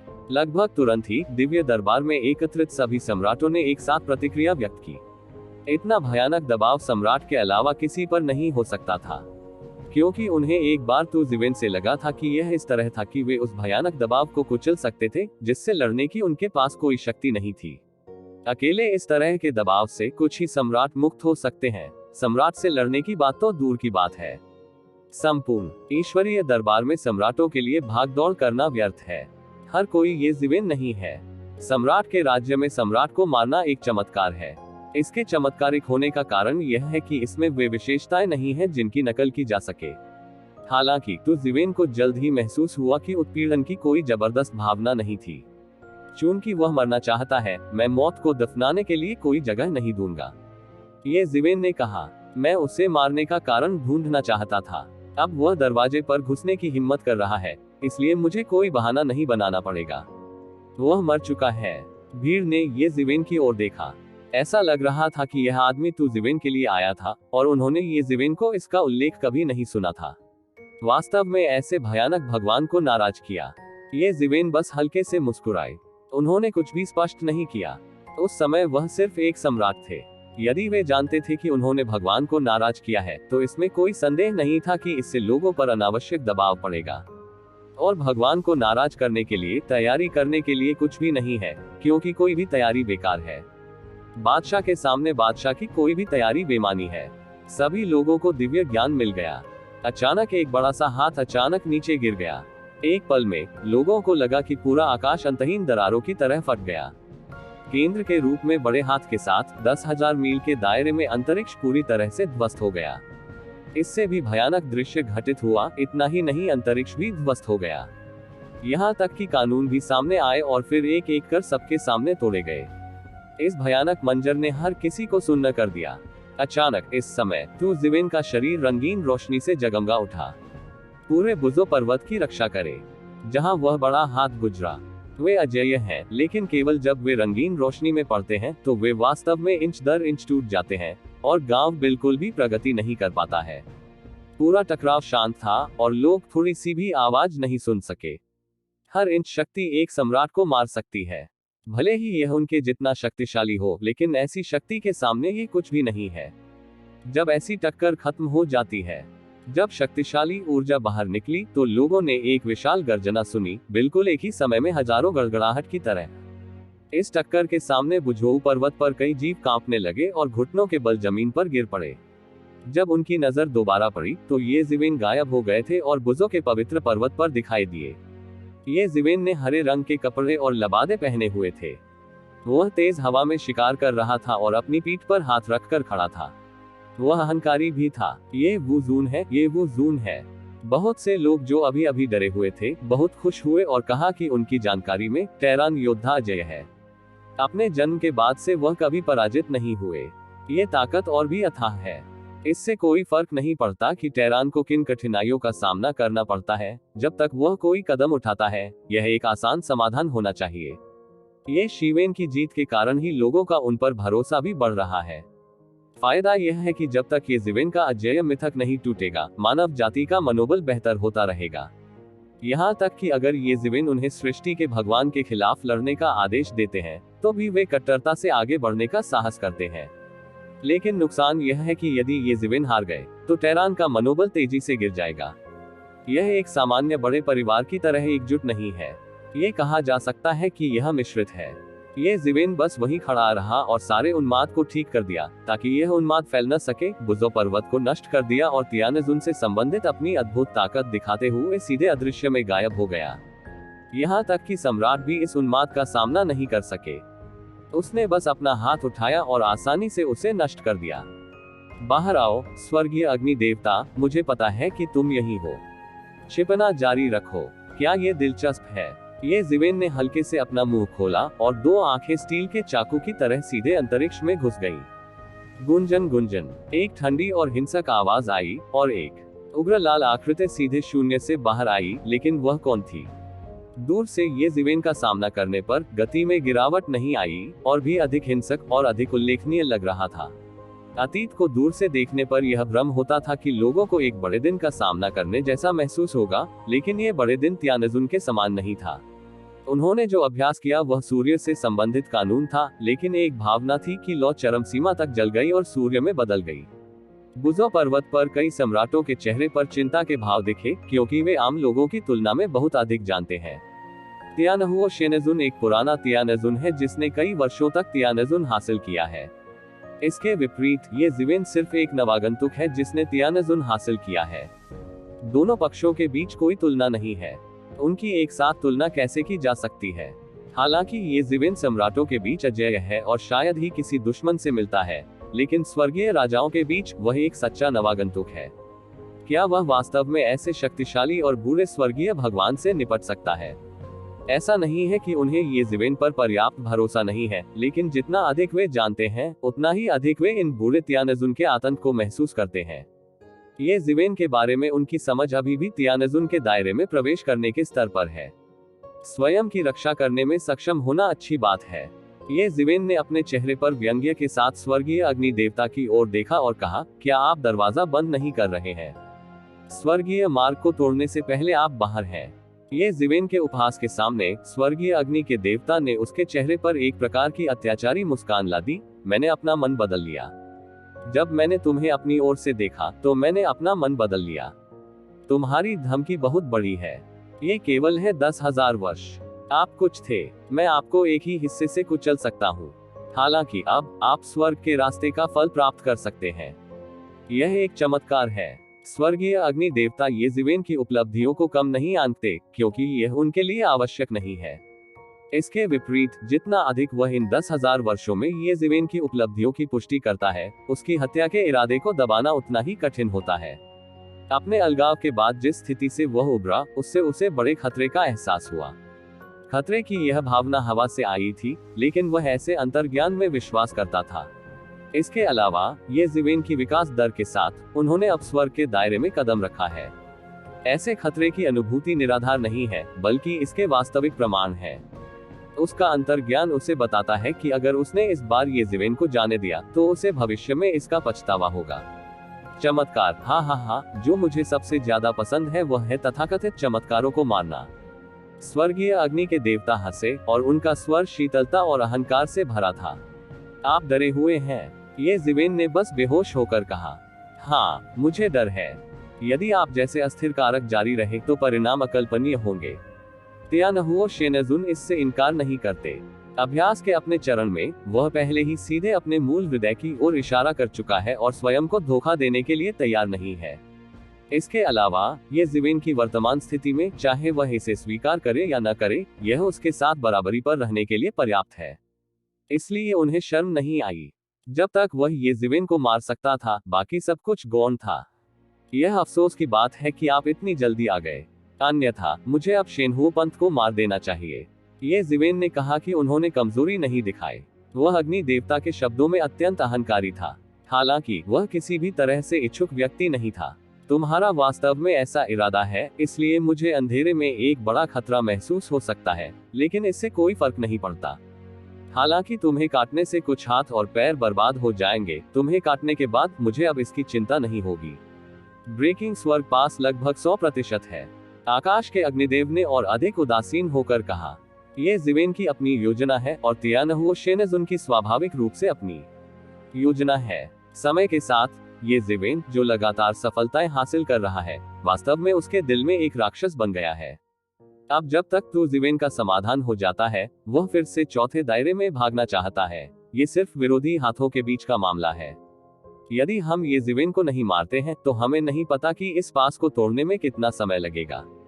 मुझे मारना चाहते हो, तुम अच्छा सोचते हो, लेकिन दुर्भाग्य से ऐसा कोई अवसर नहीं है। ये जीवेन ने ठंडे स्वर में मुस्कुराते हुए कहा, यदि आप स्काई पास तोड़ते हैं, तो आपके पास अभी भी एक मौका है, लेकिन आज निश्चित रूप से आपकी मृत्यु का दिन होगा। ठीक है, ठीक है, ठीक है, तुम अभी भी बहुत तेज हो, लेकिन इस समय ये बेकार है। ये सिर्फ तुम्हारी मृत्यु में देरी करने के लिए है। स्वर्गीय अग्नि के देवता ने अधिकाधिक उदासीनता से कहा, ये युद्ध का स्थान नहीं है, मेरे साथ आओ। आपके जीवेन के ऐसा कहने के बाद वह बाहर निकला और सीधे अनंत तारों वाले आकाश में चला गया। उसे इस बात की चिंता नहीं थी कि अग्नि के देवता बुजो पर्वत के खिलाफ लड़ने का अवसर लेंगे। भगवान ऐसा नहीं करेंगे। निश्चित रूप से स्वर्गीय अग्नि का देवता ज्वाला में बदल गया और सीधे उसके पीछे चला गया। वे लगभग एक के बाद एक तारों वाले आकाश में प्रवेश करते गए। ये जीवेन स्वाभाविक रूप से बुजो पर्वत को राख में नहीं बदलना चाहते थे, और अग्नि के देवता को भी संदेह था। देवताओं के बीच लड़ना वर्जित था, सृष्टि के देवता की तो बात ही छोड़ दे। हालांकि सृजन संसार का स्थान अन्य संसारों की तुलना में बहुत मजबूत है, और सम्राट की लड़ाई से ज्यादा नुकसान नहीं होगा और जल्द ही बहाल हो जाएगा, लेकिन तियानजुन अलग है। तियानजुन जो हर संभव प्रयास करता है, वह स्थायी दरारें पैदा कर सकता है और उपजाऊ भूमि को रेगिस्तान में बदल सकता है। यह न केवल भाग्य के देवता के लिए असहनीय है, बल्कि अन्य देवताओं के लिए भी असहनीय है, क्योंकि इलाके के प्रभाव का एक लंबा इतिहास है।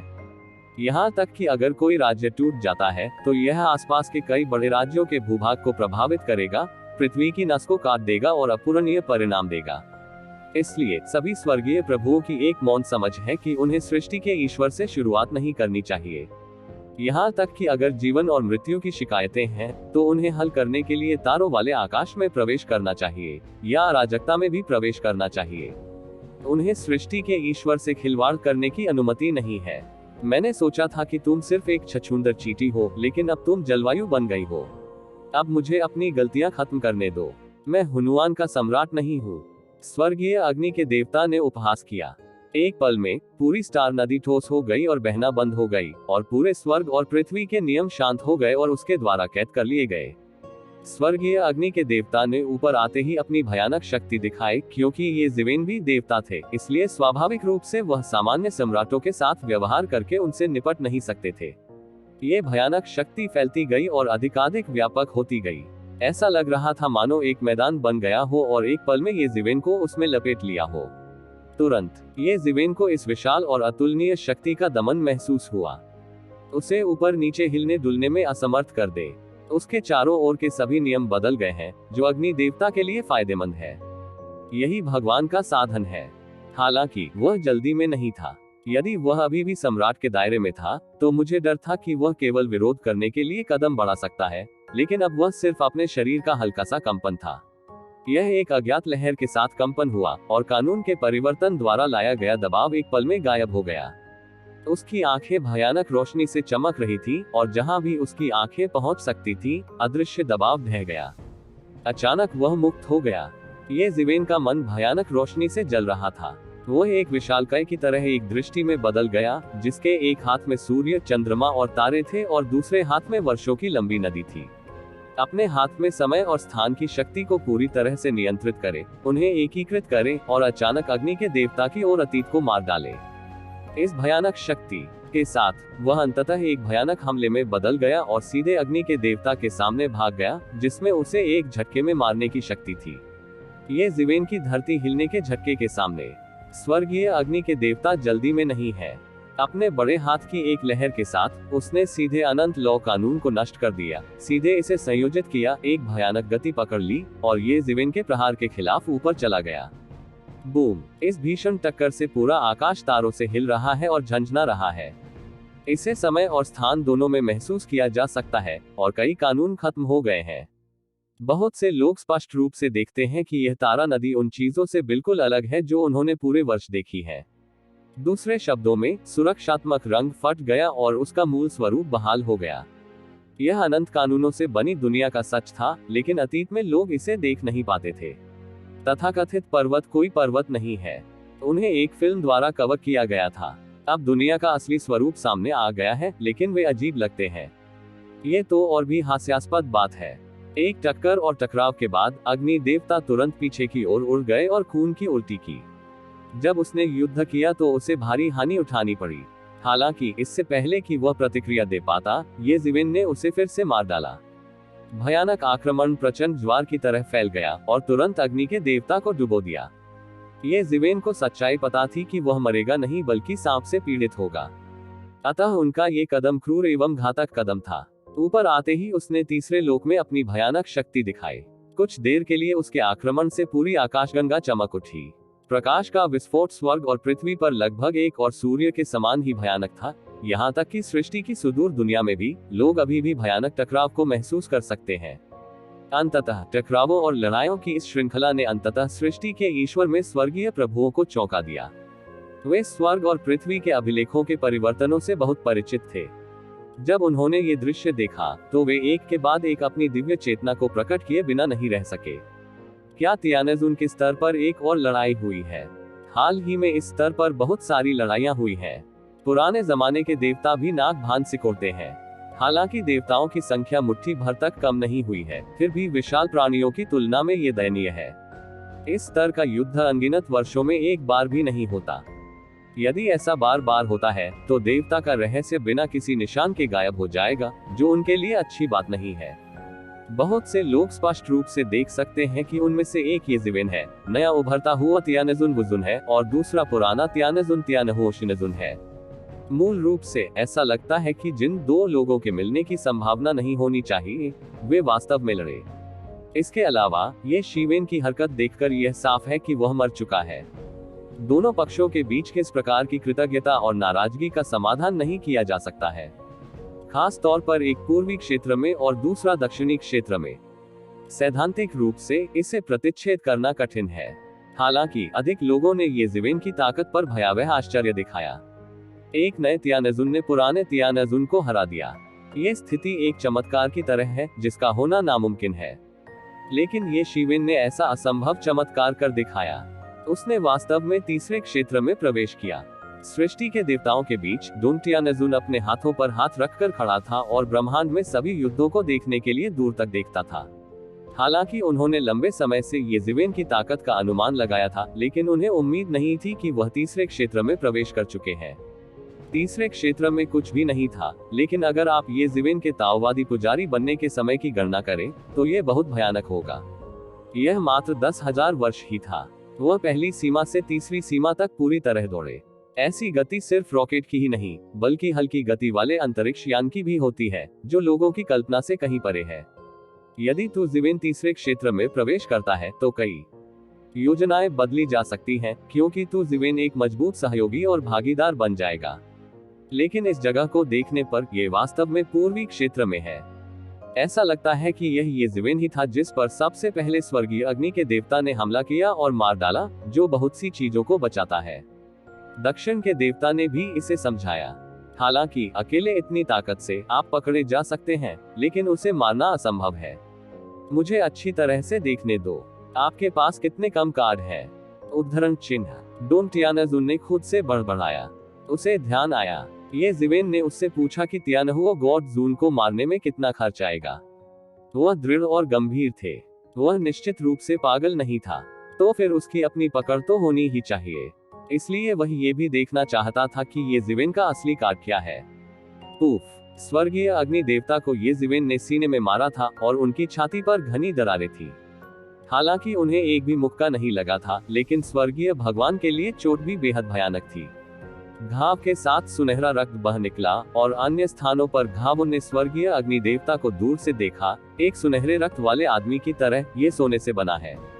तियानहुओ शेनेजुन ने ये जिवेन के हमले का डटकर विरोध किया, लेकिन इस हमले से हुए भयानक प्रभाव के कारण वह पीछे हट गया। ये जिवेन की हमले की सीमा से अलग हो गया और अंततः उसे सांस लेने का मौका मिला। बहुत खूब। ऐसा लगता था कि स्वर्गीय अग्नि के देवता ये जिवेन के शक्तिशाली तरीके को दबा नहीं सकते थे। रक्तसार का एक और कौर बाहर निकल गया। रक्तसार का ये कौर एक तेज तीर की तरह था, जो प्रकाश की गति से निकला और सीधे एक तारे को तोड़ दिया। इसने ये जिवेन के विस्फोट की भयानक शक्ति को स्वर्गीय अग्नि देवता तक पहुंचाया। उसने एक ही सांस में खून उगलते हुए उल्टी कर दी। हालांकि उसने कुछ जीवन शक्ति को चोट पहुंचाई, लेकिन उसका चेहरा स्पष्ट रूप से काफी बेहतर था। अभी ऐसा नहीं था और उसके शरीर की अंदरूनी सांसों को दबाया नहीं जा सकता था। आपने तीसरे क्षेत्र में प्रवेश किया है। स्वर्गीय अग्नि के देवता की आंखों में एक अविश्वसनीय रूप चमक उठा। वह काफी समय से बंद था, लेकिन इसका मतलब यह नहीं था कि उसे कुछ पता नहीं था। वह ये जिवेन के ताओवादी पुजारी बनने के अनुमानित समय के बारे में अभी भी बहुत स्पष्ट थे। उस समय जब उसने डकैती की वारदात को अंजाम दिया तो और भी ज्यादा शोर था। सृष्टि के संपूर्ण ईश्वर के बारे में कौन नहीं जानता था। ठीक इसी कारण उसे ऐसी सटीक खबरें मिली कि उसे बेईमानी का एहसास हुआ। भले ही तू जिवेन ने स्वर्ग के दायरे में कदम रखा, 10,000 वर्षों के भीतर दायरे को मजबूत करना अच्छा होगा। सबसे अच्छा, वह पहले दायरे में एक स्वर्ग था और इससे कोई फर्क नहीं पड़ता कि उसके पास कितने साहसिक कार्य थे। दूसरे दायरे में कदम रखना बहुत भयानक होगा। अपनी ताकत के साथ, भले ही उन्होंने क्लियरेंस पूरा नहीं किया हो, वे तीसरे वातावरण में अपने विरोधियों से शायद ही मिलेंगे। यह अहंकार नहीं है, बल्कि बहुत सारी जानकारी से प्राप्त आत्मविश्वास है। इसमें कोई संदेह नहीं है कि उसके पास ये जिवेन को कुचलने की ताकत है। हालांकि उसे पकड़ लिया गया और एक मोटे आदमी ने सीधे उसकी पिटाई कर दी। ये जिवेन को कुचलने की अपेक्षित लड़ाई बिल्कुल नहीं हुई। इसके विपरीत उसे ये जिवेन ने कड़ी पिटाई की। यदि उसने ये जिवेन के हमले का विरोध नहीं किया तो वह ये जिवेन के हमले के दायरे से बच जाएगा।